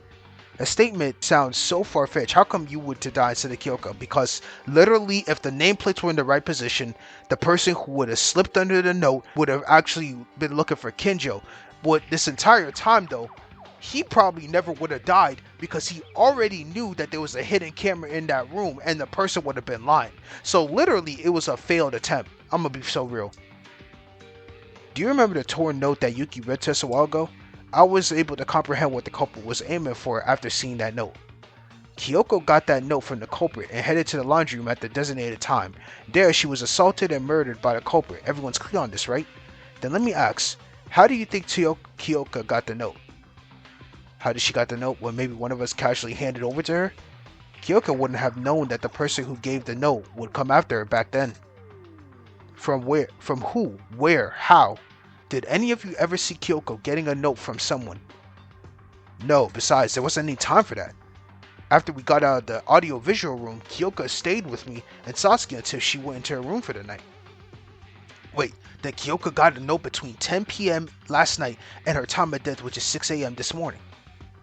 Right, Kyoko went inside the room as soon as it became nighttime. She couldn't have gotten the note while talking face-to-face with someone else. And that leaves us with only one other possibility. She got the note while she was inside her room.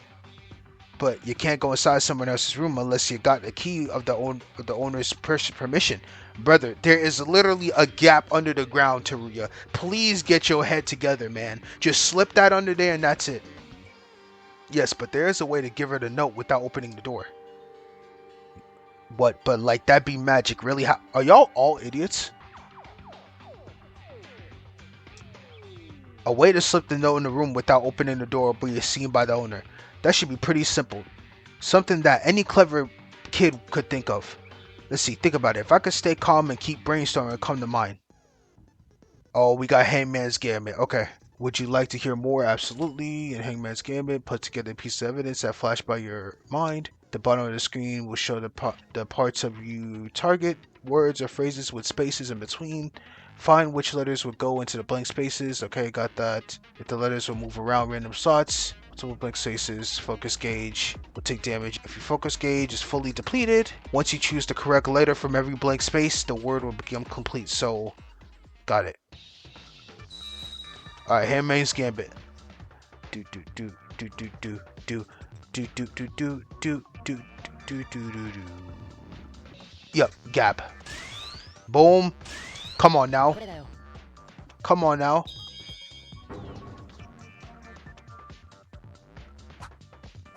I'm so good at this, bro. That's it, the gap.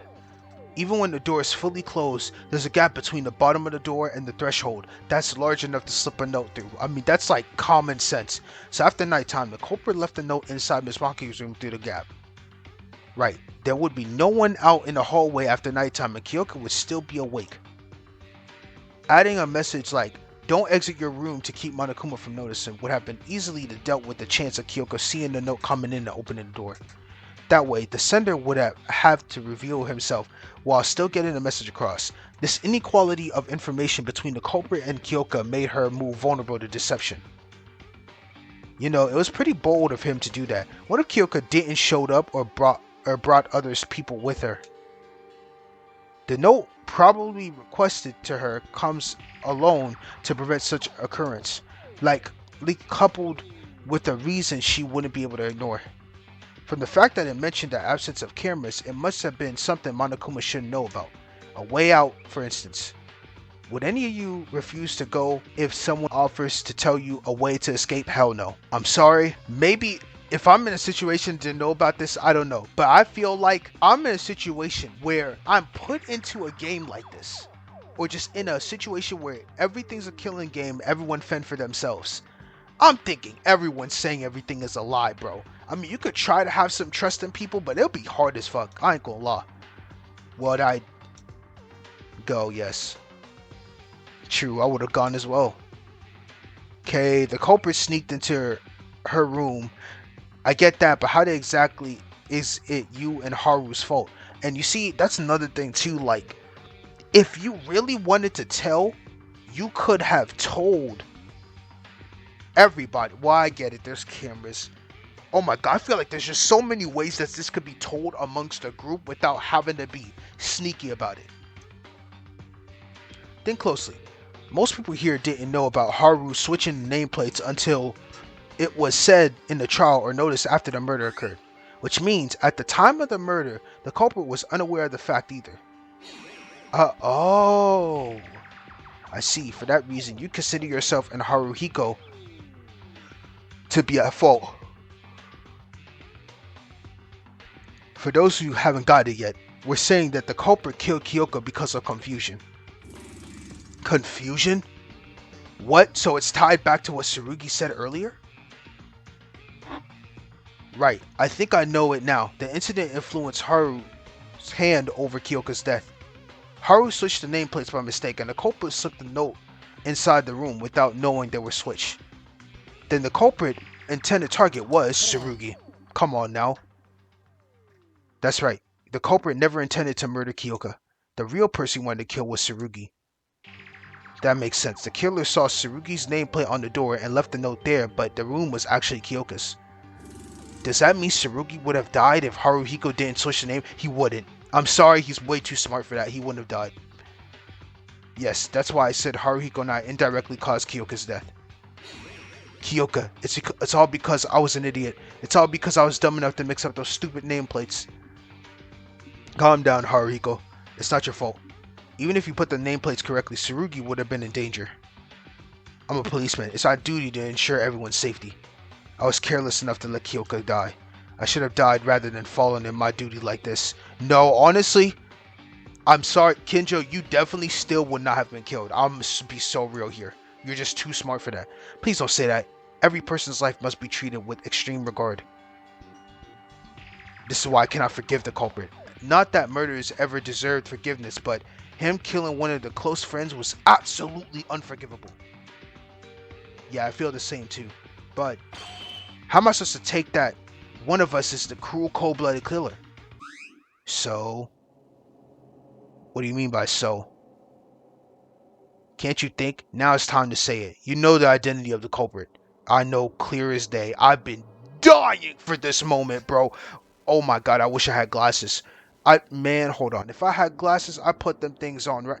Actually, I do. Hold up. I've been waiting a long time for this. I've been waiting a long time for this. Long time. The culprit. Didn't you solve everything you need to? The fact that the culprit is a man, the way he hanged the body without entering the restroom, and how and why he was killed, why he called Kyoka Maki and killed her. Isn't the culprit fairly obvious at this point? Well, while we did figure out most of the major details, I don't believe we ever brought that matter up before. Geez, you guys still don't know? How long are you gonna make me wait here? I think my legs are starting to hurt. How about you say it yourself if you know so much? Huh, why should I? There's people like Tsurugi Kinjo out there anyway. Tsurugi? Do you know who the culprit is? Yes, I do. I've actually known from who it was well before the trial started. Woohoo, that's our ultimate police. But what I thought back then was more like an educated guess.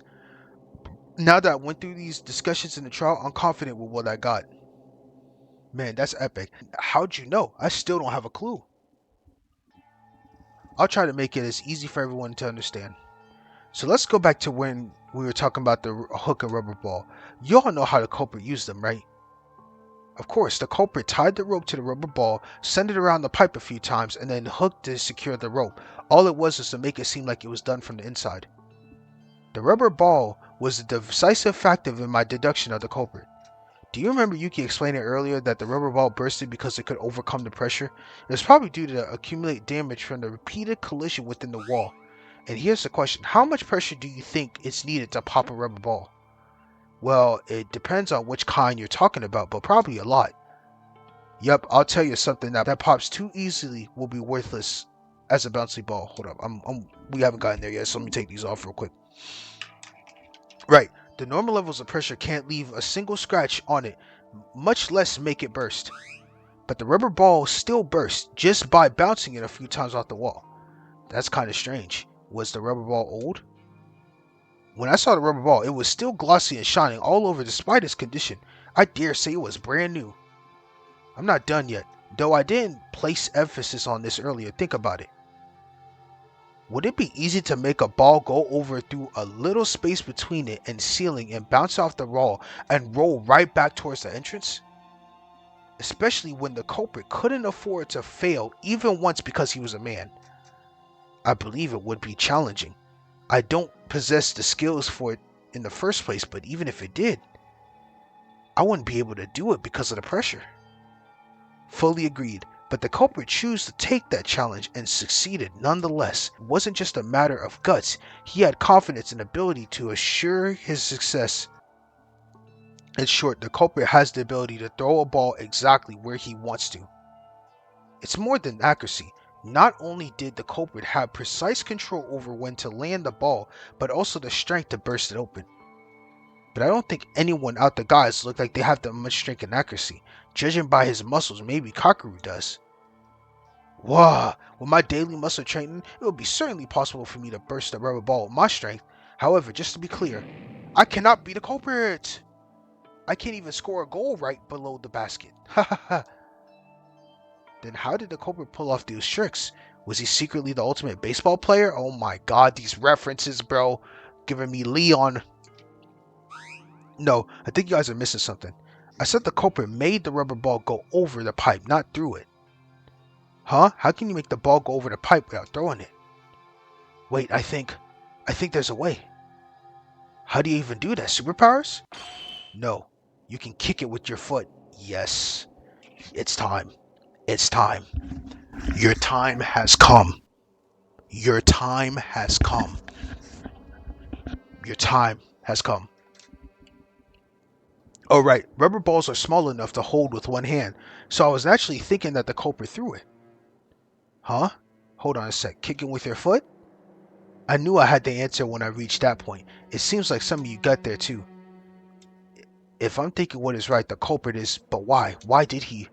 You know what time it is. I've been dying for this moment. I've been waiting for this moment. I'm still not getting it. Who was it? Can someone tell me the answer? Yuki, you know who it is, right? Yup. Give me the prompt. I'm ready, bro. Looking at your facial expression, I got the truth feeling that you finally reached the truth. You helped me out a lot with the hook and the nameplate. So how about you say it for us? The mastermind behind all of this, Kyoka's murder. Yes. Give me the prompt, Yuki. Tsurugi's right. I know the culprit. I really did figure it out. There's only one person who have done everything we're talking about. Everything. I want to convince myself that I'm wrong, but this is something I have to do. I must do this. Give me the prompt. Give me the prompt. Get your ass over here. Get your ass over here right now. I've been dying. I've been waiting so long for this moment. Get your ass off of my damn screen. The person that came up with this plan and murdered Kyoka. Mitch.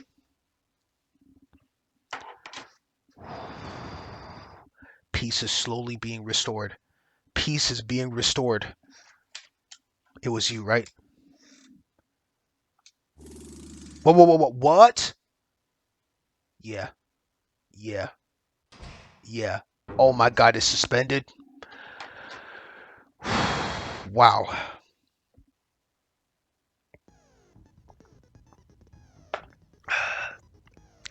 Still a lot more to go, but go ahead and save this real quick. We're pretty much done pretty much everything on here. It's now just what is Taria's account. I know we still haven't done Taria's account. I guess we haven't used Switch nameplates, but I mean, yeah. I think we've used everything else. And maybe this one, I'm not sure. Whatever.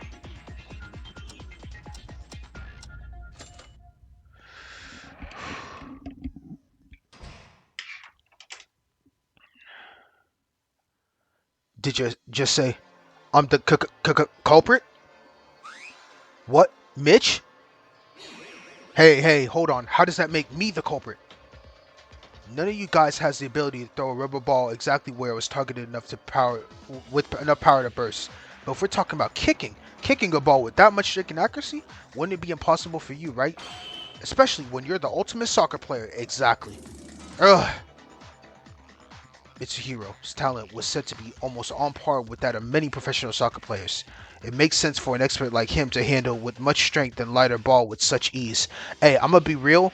If it was some actual pros, they would have done that cleaner. I'm gonna be honest. You might be the ultimate soccer player, but people would have done that cleaner. Yeah, I'm a true hater right now. No, wrong, wrong, and wrong.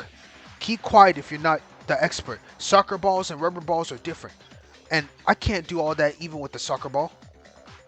Mitch, but you did that thing in Fuji TV, the Masters Challenge. You were the special guest for the game where you had to dribble all kinds of balls and landed it on the target. Didn't you have no problem with the rubber ball there? You even did it with a freaking pea? Okay, maybe he was pro. I cannot lie. He's kind of nice for that. I still want him gone though. What? Ah, I saw that episode in the hospital. He easily scored a goal with the soccer ball. Then did the same with the ping pong balls.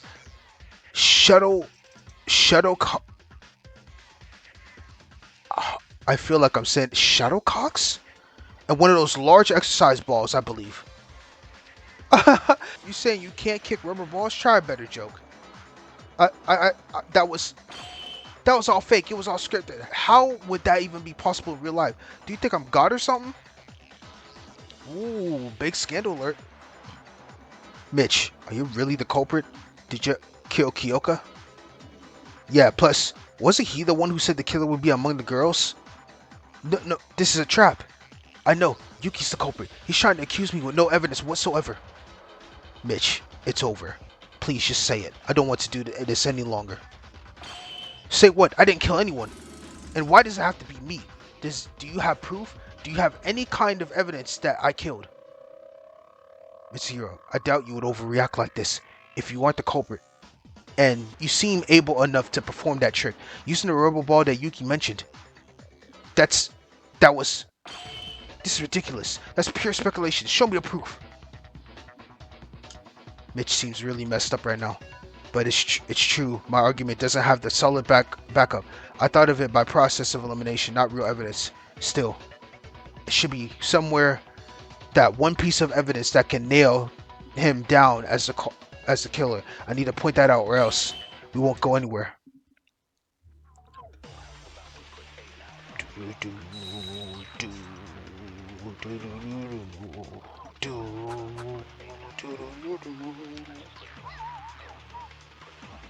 Oh yeah, it has to be Toriro's account. That's the last truth bullet I don't have. Show me the evidence. I can easily prove myself not guilty. What the fuck? Has there evidence that I put the note in Kyoka's room? How will you prove that? If I get tools from the antique store?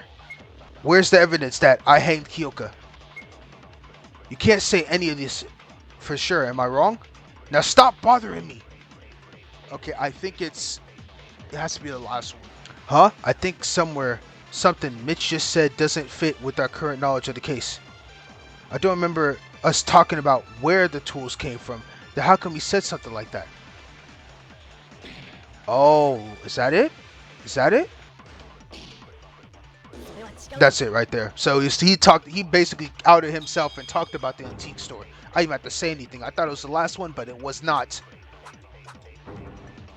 Easy, bro. Wait, Mitch, something's off in your statement. Huh? What's off? I don't see anything wrong in it. I know we talked about the culprit using the hook and the rubber ball earlier, but we didn't mention where they got it from. How did you know those tools were from the antique store? Got his ass. Got his ass. What? Because that's where most of the tools are. Yeah, I thought the antique store was a good place for them to get it from. Personal opinion. That makes zero sense. You normally find hooks and rubber balls in the storage, not the antique store. Yeah, and doesn't the gym have loads of balls too? You're caught, buddy. You're caught. You're caught. You see, you never know. Both the storage and the antique store might have those. That's why I mentioned the antique store. It looked like that place had practically everything. Mitch, we know. One of us had been keeping track of every single item in the store and the antique store. Am I right, Taria? Yes. Is this why you asked me about this? Trust me, the antique store definitely had hooks and rubber balls. I know because I spent most of my time hanging out there. Also, I'm pretty sure there weren't any hooks or rubber balls in the storage. The ones used in the murder are from the antique store. The ones used in the murder are from the antique store. That the way those items were arranged changed after the murder. Whoa, Taria, you memorized all of it? Whoa, what a freak. Shut your ass up, Kazuna.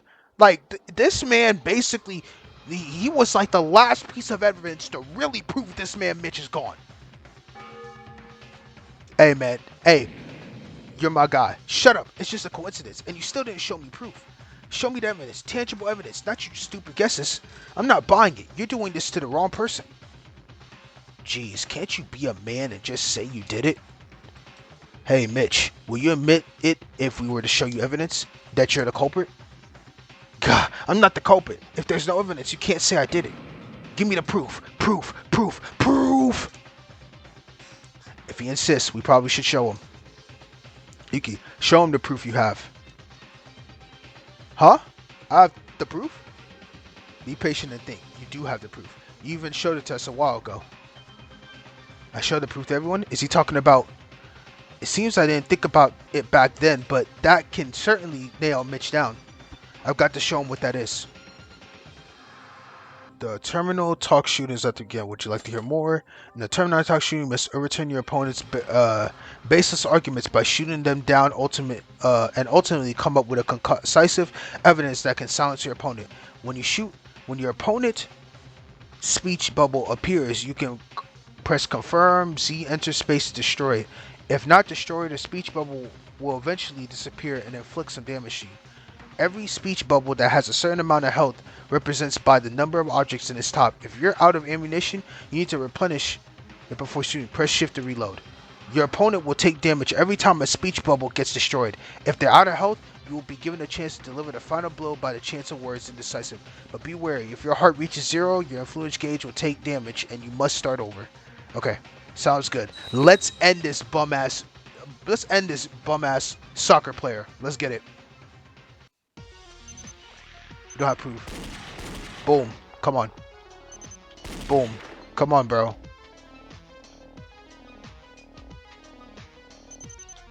Boom. Boom. Boom. Boom. Boom. Boom. Boom. Come on, bro. You're light work. Like, you really don't got it in you. Reload. Boom. Come on. Boom. Boom. Come on.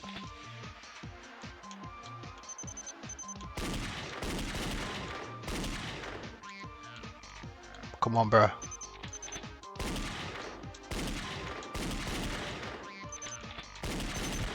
Come on, let me get your ass real quick. Show me the physical proof. Monokuma. The new pads Monokuma gave us.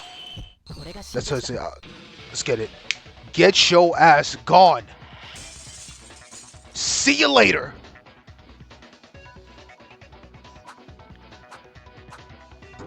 This game is so tight, bro. If you want it, I'll show you. Tangible evidence that can prove you're guilty. Which obviously doesn't exist, you moron. It does exist. Remember when I showed you the note to explain how the culprit called Kyoka to the laundry room? The paper used from the note was from the notepad given to us by Monokuma, which means we can see if that note was from your notepad by checking if there are any torn pages in there. Yeah, let's get your ass. What? Well, Mitch, here's the evidence you've been asking for. Hey, this evidence? Are you kidding me? We get those like a week ago. Anyone could have torn the page from who knows what. Huh? Anyone could have used it?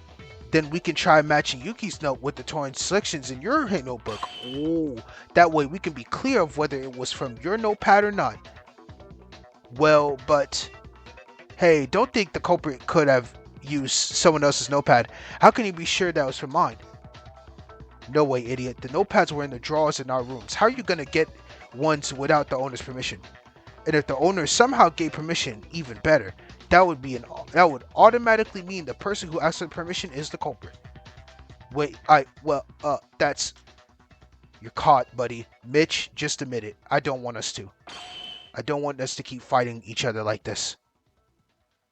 Yeah, you're caught, buddy. Wrapped it the fuck up. You're caught. It's over. Then. Over. Who said it's over? Nothing's over, man. I want to get you gone so bad. This is a lie. This is all a big lie. How dare you accuse a superstar like me of murder? Liar, liar, liar! Alright, if you say so. I'll go over the case from the beginning to end. Then you'll accept it. That you're the only possible culprit, Mitch. The closing argument. Would I like to hear more? Of course. In the closing argument, let's recap the whole story. Events relevant to the murder will be shown from the comics. Your task is to fill in the blank pages with the correct pictures. At the bottom of the screen, several pages for you to choose. Select by pressing confirming Z. Afterwards, press confirm again on a blank panel to fill it in. You may also press cancel to cancel your selection. The game will automatically proceed when you correctly fill in every blank panel. You will not be penalized for wrong answers. There's no pesky time limit to, so take your time. Let's end this. Let's end this. Let's end this, man. Let's get it. Awesome. Okay, so Act 1. So it started off with the culprit slipped. The culprit nervously waited for the body to be found. Culprit squeezed the neck. This is so cool. They did a good job. So, okay, I'm gonna need some time on this. I think it's this one, right? I think it's this one. Alright, I think that's that one. Okay, so got there. The culprit used that. Put that there. Then Act 2 started. Boom, boom, boom. Culprit, Kyoka walked in. There's no question mark here. I don't see nothing. So she got behind. The culprit hit. Boom. Put that there. Okay, so the culprit did remember to clean up everything, right? Is that right? Okay, I already did. Okay, that's I was just making sure. Okay, so it has to be clean up. Boom. So then the next one, the culprit squeezed the rope around Kyoka's neck. She was already dead at this time. Then let's end this off. And then he waited for the body discovery announcement. Boom. Let's get this thing. Wrap it up.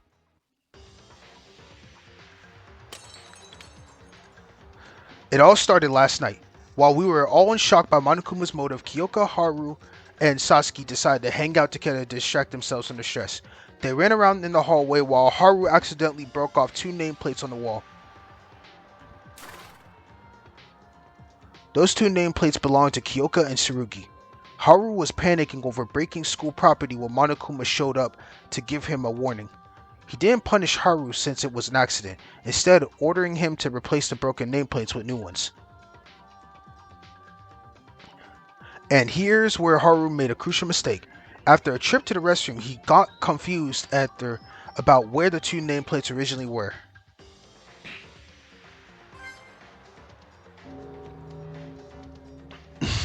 He finally chose to go with his instinct, which unfortunately turned out to be wrong. This is where Kyoka and Tsurugi's nameplates were switched around.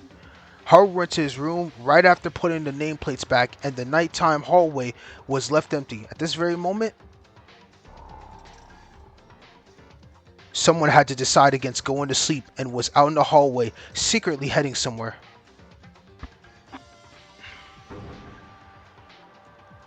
The place they were headed was Tsurugi's room. For some reason, they had chosen Tsurugi to be their target of murder.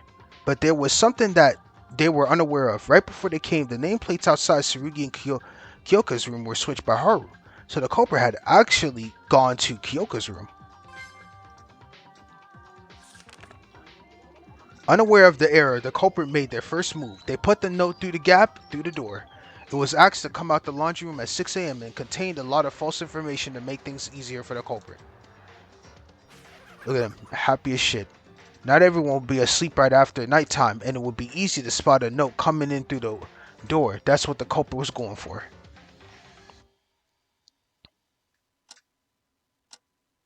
Tick tock, tick tock, tick tock. The next day, as the time approached 6 o'clock, Kyoka, after reading the note, came to the laundry room as she was instructed. The culprit was hiding in the corner of the room, looking for an opportunity to strike. Since they were expecting to see Tsurugi, Kyoko's sudden appearance would have been a surprise for them. Kyoko continued forward, obvious of her fate. The culprit was probably confused at first, then either noticed that somehow went through the wrong room or found Kyoko holding the note. They likely had a plan in mind, and changing the target meant they had to risk ruining everything. But there was also the potential of being found out after facing the aftermath if they let her go. At last, the culprit decided to change their target. They already had the weapon ready, and it looked like they would have been discovered anyway. That's so sad, bro. Meanwhile, Kyoko was wondering about why no one was in the room. Still unaware of the presence of the culprit, she was left vulnerable to their attack.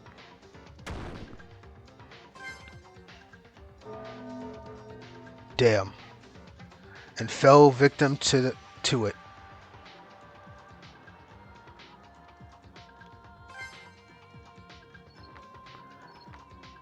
She wiping it off. After the murder, the culprit wiped off the blood from the body conceal evidence of murder because it was done almost immediately afterwards. Kyoko's clothes didn't get any blood on them. However, they weren't able to take care of the large blood stains on the floor, maybe because they were in a hurry or they failed to see it. That blood stain played a role in revealing Kyoko's murder in the laundry room.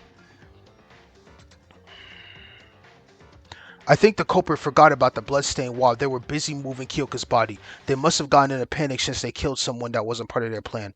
The culprit first carried the body over to the girls' restroom. Their purpose was to take advantage of the fact that the students aren't allowed to enter the restroom of the opposite sex. That's when the culprit found the pipe on the ceiling to the restroom. The culprit decided to make use of it and went to the antique store to get the needed supplies. It was less than an hour before the wake-up announcement, so they were probably in a rush. The tools they chose were a rope and hook and a rubber ball. The culprits first tied the rope around the rubber ball and then thought of a certain way to hide their involvement. Their idea was to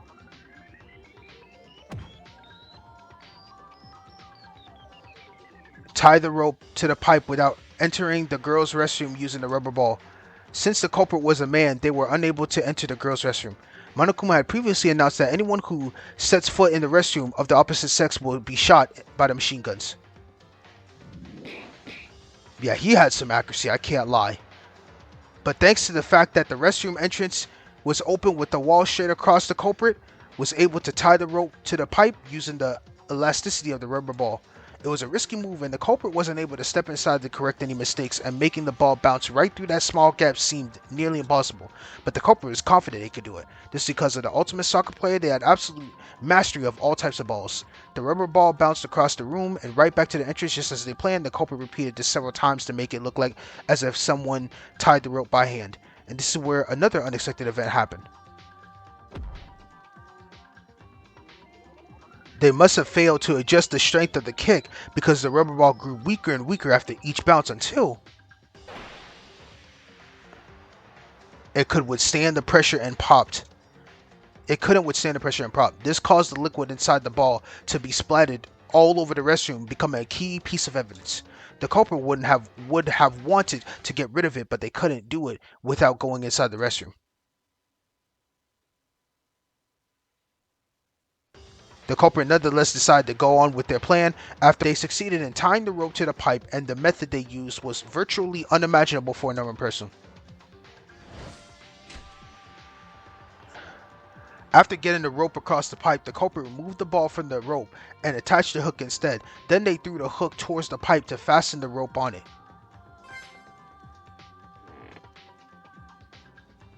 The other end of the rope that was left outside the restroom was wrapped around Kyoka's neck. The reason for this was to make it look like Kyoka was hanged inside the restroom. The culprit was hoping to make us think that Kyoko's murder was inside the girl's restroom and naturally was able to enter it as well. That way, men wouldn't be considered suspects in the trial. The culprit as a man was trying to use this for their own favor. Everything was ready as the culprit was about to push Kyoka. They found a piece of paper in Kyoka's hand. It was the note they held tight in her hand even after her death. Having realized the note has been used against them, it discovered the culprit ripped the note out of her hand. They ripped it possibly because of rigor mortis, which made it difficult to pull it out. What the culprit didn't know was most of the important parts of the note were still intact of the pieces that have left in Kyoka's hand, which is actually also dumb of him because, like, I don't know how strong rigor mortis is when someone holds something. If it's like their grip is so strong now you just can't remove it. Because Mitch not moved her hand just to make sure everything was gone, but I guess he's too stupid for that. So it's. Thanks to the note, we found that she wasn't the murderer in the restroom, which led to the conclusion that the culprit can be a man as well.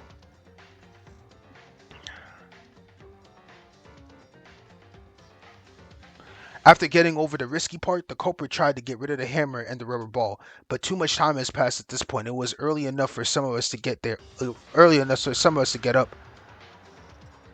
In a hurry, the culprit left the murder weapon and the burst rubber ball in the garbage dump. They would have wanted a safer option, but the time constraint gave them little to think. They must have thought we wouldn't find them if they put it alongside all the trash. And it kind of worked, since Kakeru and I were the only ones to discover them.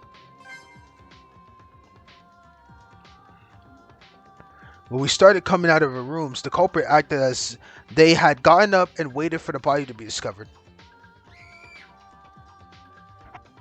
We soon noticed that Kyoko was nowhere to be seen. As we all know, we went to look around the entrance building until Akane discovered. Dun dun dun. The horrible state Kyoko was in. Everyone froze in shock, and while pretending to do the same, the culprit secretly hid a smile at the outcome of their plan. A person who came up with this plan and tried to deceive all of us.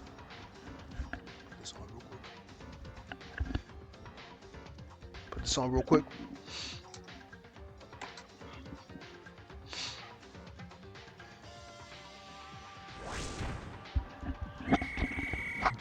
And that's so sick. Red card. It was you, right? Mitch Higa. Boy, I've never been so excited for someone to go, boy. I'm telling you. How was that, Mitch? Do you still have anything to say? Yep. Caught. Caught. Caught. Ha. He must have forgotten how to speak. GG, brother. GG. What kind of nonsense is that? This is just purely outrageous. Mitch, it's over. Please be honest. It's pointless for us to keep attacking each other. Mitch, was it really you? Why? Why did you commit something like murder? No, it wasn't me. I'm not. It's it's not me. It's not me. It's not me. It's not me. It's not me. No! You're caught, buddy. It wasn't me. You're a clown. Whoa, this idiot's going all crazy. Oh my god, Mitch totally gone wacko.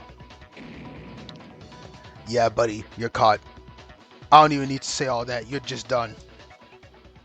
You're just done. You're just done. Let's go. I'll take all those points. Nice. I'll take 55 more mono coins. Can't wait to go back to the mono machine. Let's go, bro. Oop, looks like you've. It looks like You're done. As the headmaster, let me say your discussion was packed with passion in a fashionable way. Passion and fashion? Aren't they the same? Are they the same? Are they different? Oh, who cares? You don't need any of those to live a good life anyway. So let's move on to the voting time. You don't need an extra explanation, right? Pick the person that you believe is the Blacken. Everyone make your choice using the switch in front of you. And one more thing, just as a reminder, triple check that you voted for someone. If I ever see a blank ballot, you know what happens. I'm sure none of you would like to be punished for something so trivial like that. Okay then, time to get excited. Who will be the chosen as the Blacken? Will you make the right choice or the dreadfully wrong one? What's it gonna be? What's it gonna be?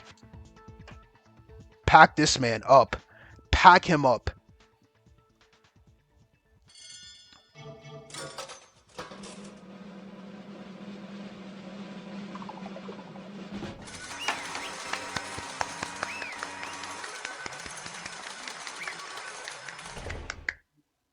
Let's go.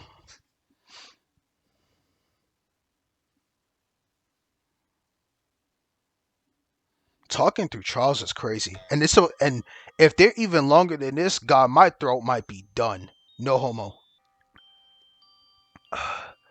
Oh, bingo. The Blacken of this trial, that is, the murder who killed Kyoko Maki, is none other than Mitch Higa. What? Hold on. Mr. Higa, did you really? Mitch, why did you kill her? Tell us. I was a big fan of yours. I liked soccer too. I admired your talent as a rising star. Why did you have to? Cut it out and say something. Fine. I killed Kyoko Maki. Are you serious? Finally. Mitch, assuming everything we found out is true, you murdered Kyoko even though she wasn't your target? I'm not saying it was okay for you to set up a murder, but you could have quit and spared Kyoko when your plan went wrong. Why didn't you do that? Oh, I like that. She's fierce now. Why were you so stubborn about killing someone? Kyoko did nothing to you. But I just had to get out of here after watching that video. Of course, it leads back to the motives. That video, just as I thought, that is the only possible answer. You mean the motive? Monokuma had showed us that DVD just yesterday. The contents must have been different for each student, but every one of them seemed enough to drive a person towards despair. When I watched my video, I felt myself racked by a surge of emotions demanding me to escape here by any means possible. I even pondered the thought of murder. Mitch must have killed due to the same reason.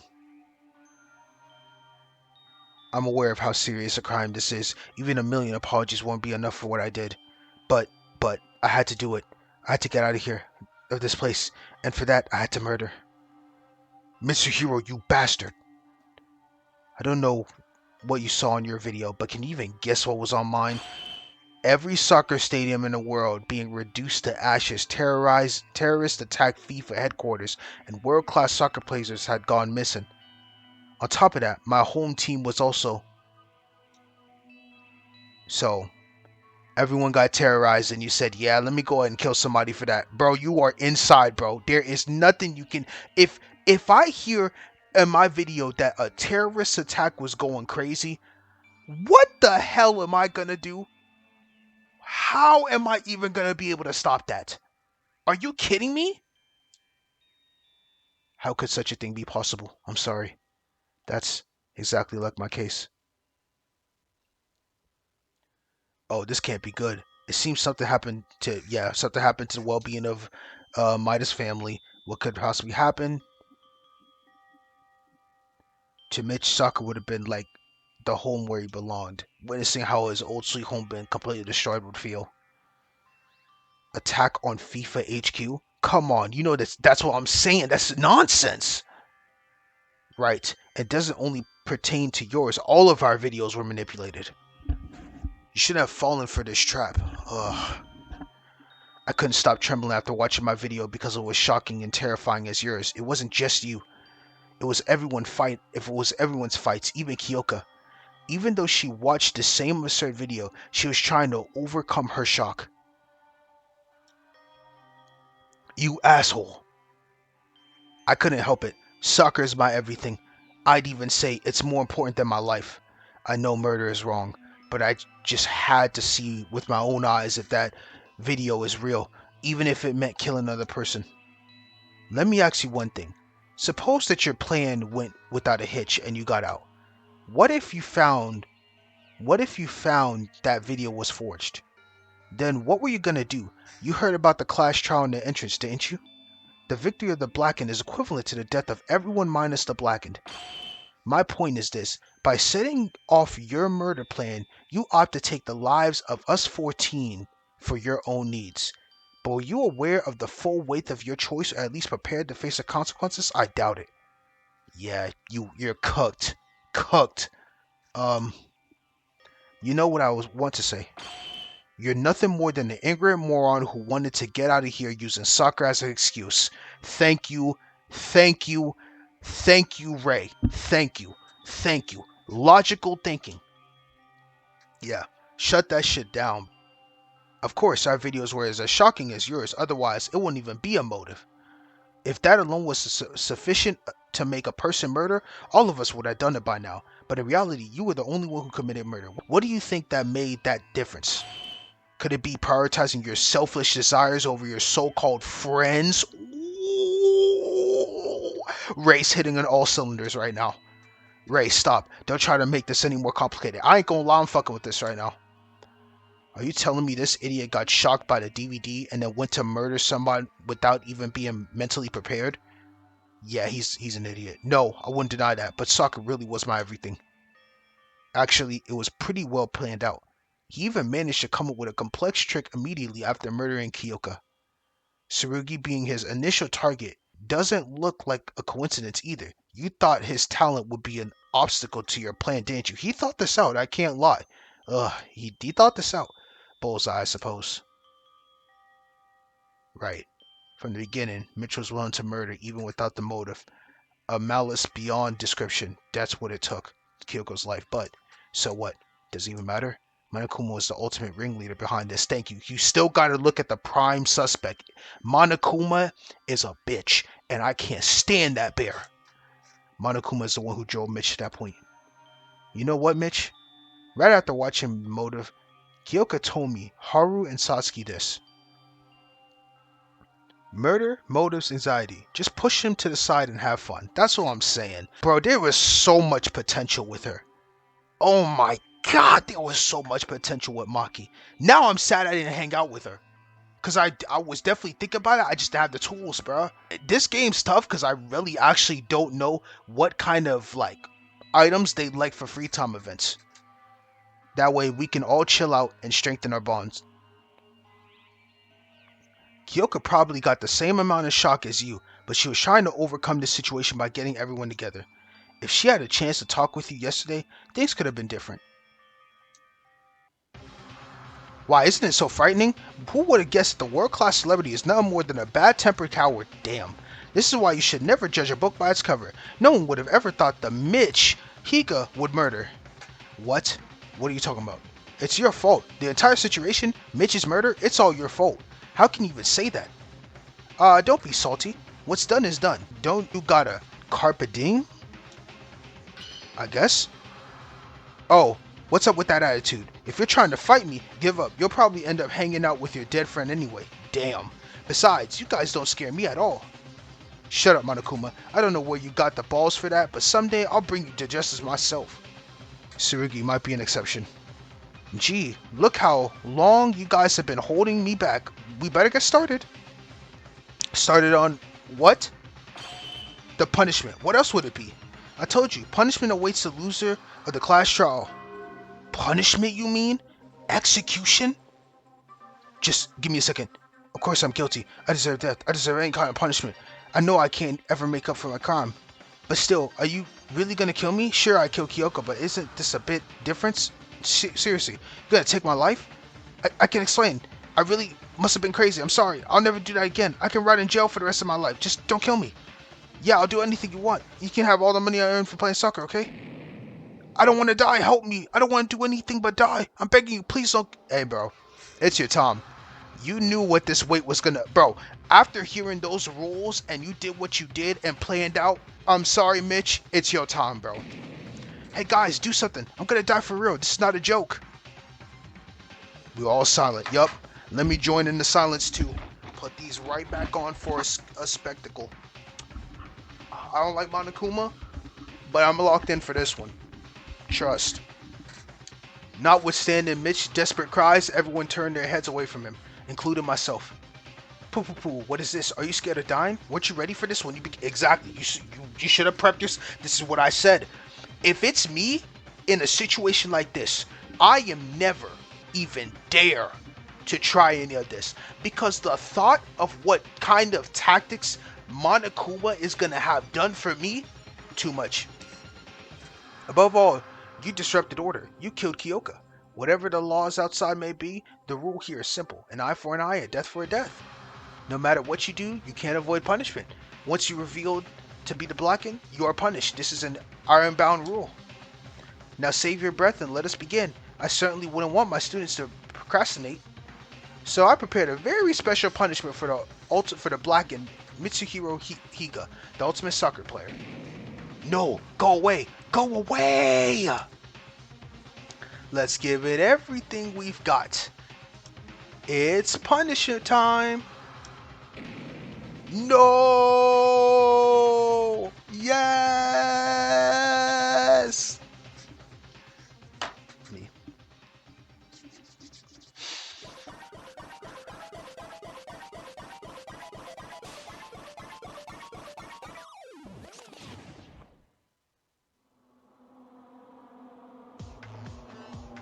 Do, do, do, do, do. Yeah, you're done.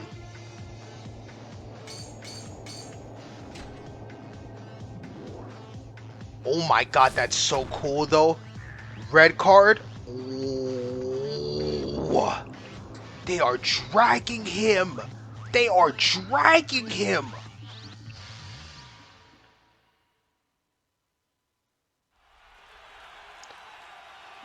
Monokuma built his own soccer field for this moment.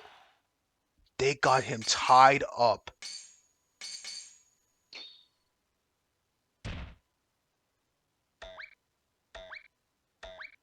Oh, nah.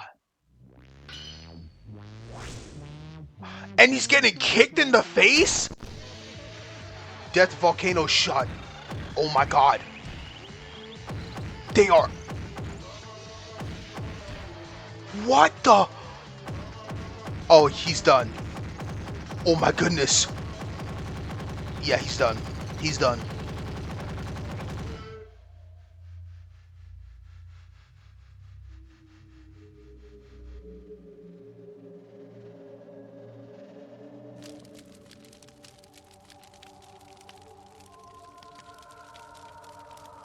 They cooked him so much he burned to death?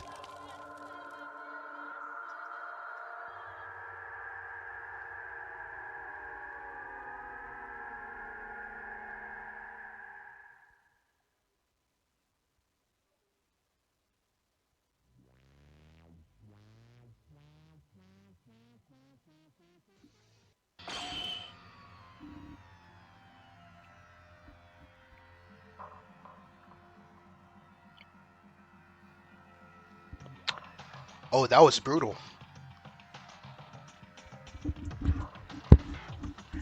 That was brutal. Yeehaw, that's it. The thrill, this excitement, you can only feel this at punishment time. Mitch is dead? It happened in an instant. Itsuhiro Higa, who was alive and breathing merely minutes ago, now gathered us in a death amidst scorching flame across the screen. Despair. That was exactly what came in our mind. Mitsuhiro committed murder? Of course he was unforgivable. This is just too harsh. We have to keep doing this? I can't. Anyone, please get me out of here. Poo poo poo. If you don't want this, don't kill. None of these would happen if you simply stopped caring about the outside. After all, it was Milch's old selfish desires that led him to murder. You guys were the ones who were responsible for this. Nope, it's still you too, Bear. Be real. Someone would have probably gone crazy because nothing would have been happening for so long. But when you think about this, Your motive is really what started this, so you are still to blame on everything. But how can we just forget about the outside world? This is impossible. Monokuma, what is your intentions? What do you get from committing this heinous crime? Intentions? In Dion? Huh? What is that? Sounds too hard for me. Nobody cares anyway. You don't have to know it. Just heed my own words and all will be fine. Besides, you wouldn't even understand a word even if I tell you. Not even the slightest bit about what's going on right now. A total waste of time, right? You son of a... Oh no. How intimidating. Poo poo poo. Well, case closed. Class trial is officially over. Everyone rest in peace. Hey, wait! And he disappeared. He's gone. Damn it, what are we supposed to do now? In silence, everyone kept staring at the spot where Monokuma was standing. Although the class trial was over, none of us looked eager to leave the room. After losing 2 friends in a single day and realizing escape is still out of our reach, we couldn't help but freeze in despair. Everyone, we need to stay calm. If we lose hope, we won't be able to accomplish anything. But my legs aren't moving after watching that execution. How are we supposed to stay calm when our friend had met such a horrible end? Friend? Who is this friend you're talking about?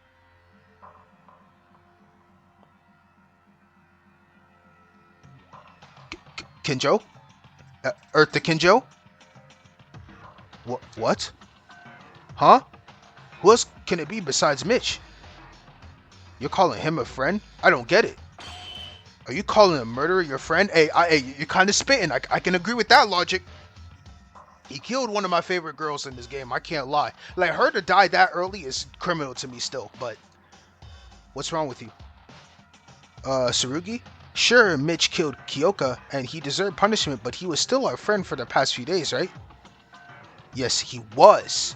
Now he's only a criminal who got what he deserved for committing the worst possible crime on Earth. What's so surprised about that? His logic is not wrong. You may argue that Mitch deserved the death penalty, but do you condone Monokuma's actions? Are you condoning Higa's actions? Yes, Monokuma killed him. Killing him was also murder. Monokuma is a criminal worthy of death too. But letting Higa live would be just as absurd. That ought to be retribution for every murder. What the? Are you saying you're glad that Mitch died? Of course. Oh, this man. Oh, he got a devious side to him. He got a devious side to him. Of course, no murderer has the right to live regardless of how many they killed. Well, what?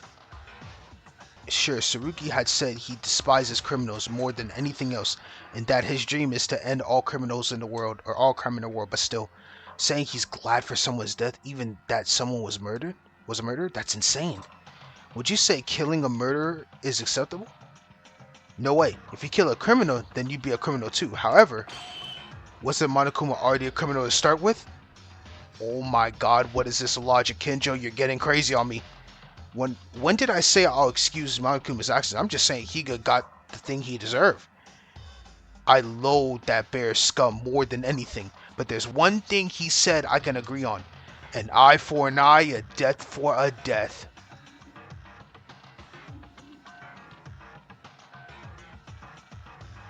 Oh, we got a crazy person on our hands. This is my motto as a police officer. Lunatic. Isn't it a bit problematic for a police officer to say that? It is. Why would it be problematic? I think the real problem is with the current legal system. I'm going to work hard to change the laws in this country, no, the entire world. I'll create a world where where no one can dare to commit crime. Oh my god, that's gonna go so bad if he gets out. If Kencho gets out into the world, shit might get dangerous. That's why I need to get out of this place. Same goes for you all. Stop thinking about that killer and strategize on how we'll fight Monokuma. I'm not supporting Mitch, but something is definitely wrong with you. Wrong? To me, the way you're acting is wrong. Don't you realize you've already approved his actions by caring about his death? Oh my god, you don't even care for him. We might have the same mindset, no cap. Criminal or not, somebody just died. How can you react like that when a human being was murdered right in front of you? How could I? Well, criminals don't count as human beings for me. Yeah. Leader? Tsurugi, what has happened to you? You weren't like this. What do you mean? I was like this the entire time. I was just giving some advice to those of you who are being overly hysterical. Of course, I'm aware that I'm ultimately the one to blame. Kyoka wouldn't have died if I had been more alert. Therefore, from now on, I won't ever allow another murder to happen in this school no matter what it takes. It's my duty to protect you all, isn't it?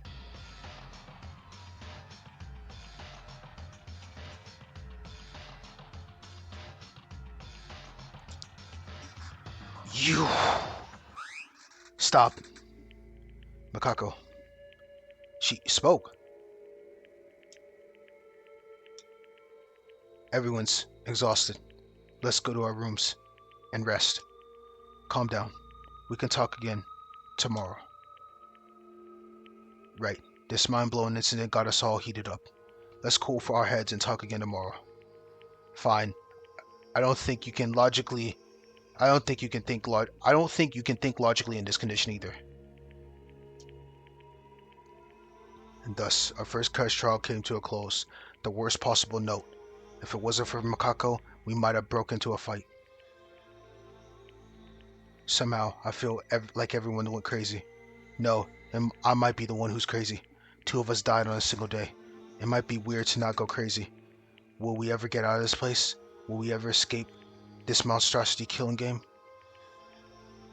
We took the elevator back to the school building and quietly dismissed ourselves. The atmosphere felt heavy and the feeling of distress seems to pervade everywhere like it did our first day.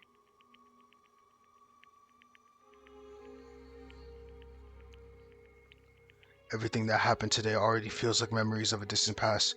Surrounded by this bizarre environment, my sense of reality was slowly fading away. The day I left home from Poetry Academy, a week prior to today, seems like it was from a long time ago. I couldn't even recall how my parents look like. My family. Ugh. Kyoka, the trial, Mitch, execution, Tsurugi. My brain drifted in confusion as these thoughts kept swirling in my mind. And that's night night. We made it through our first class trial, the very embodiment of despair without achieving anything. But this was merely the beginning of despair. Oh. What a chapter. That chapter was cinema.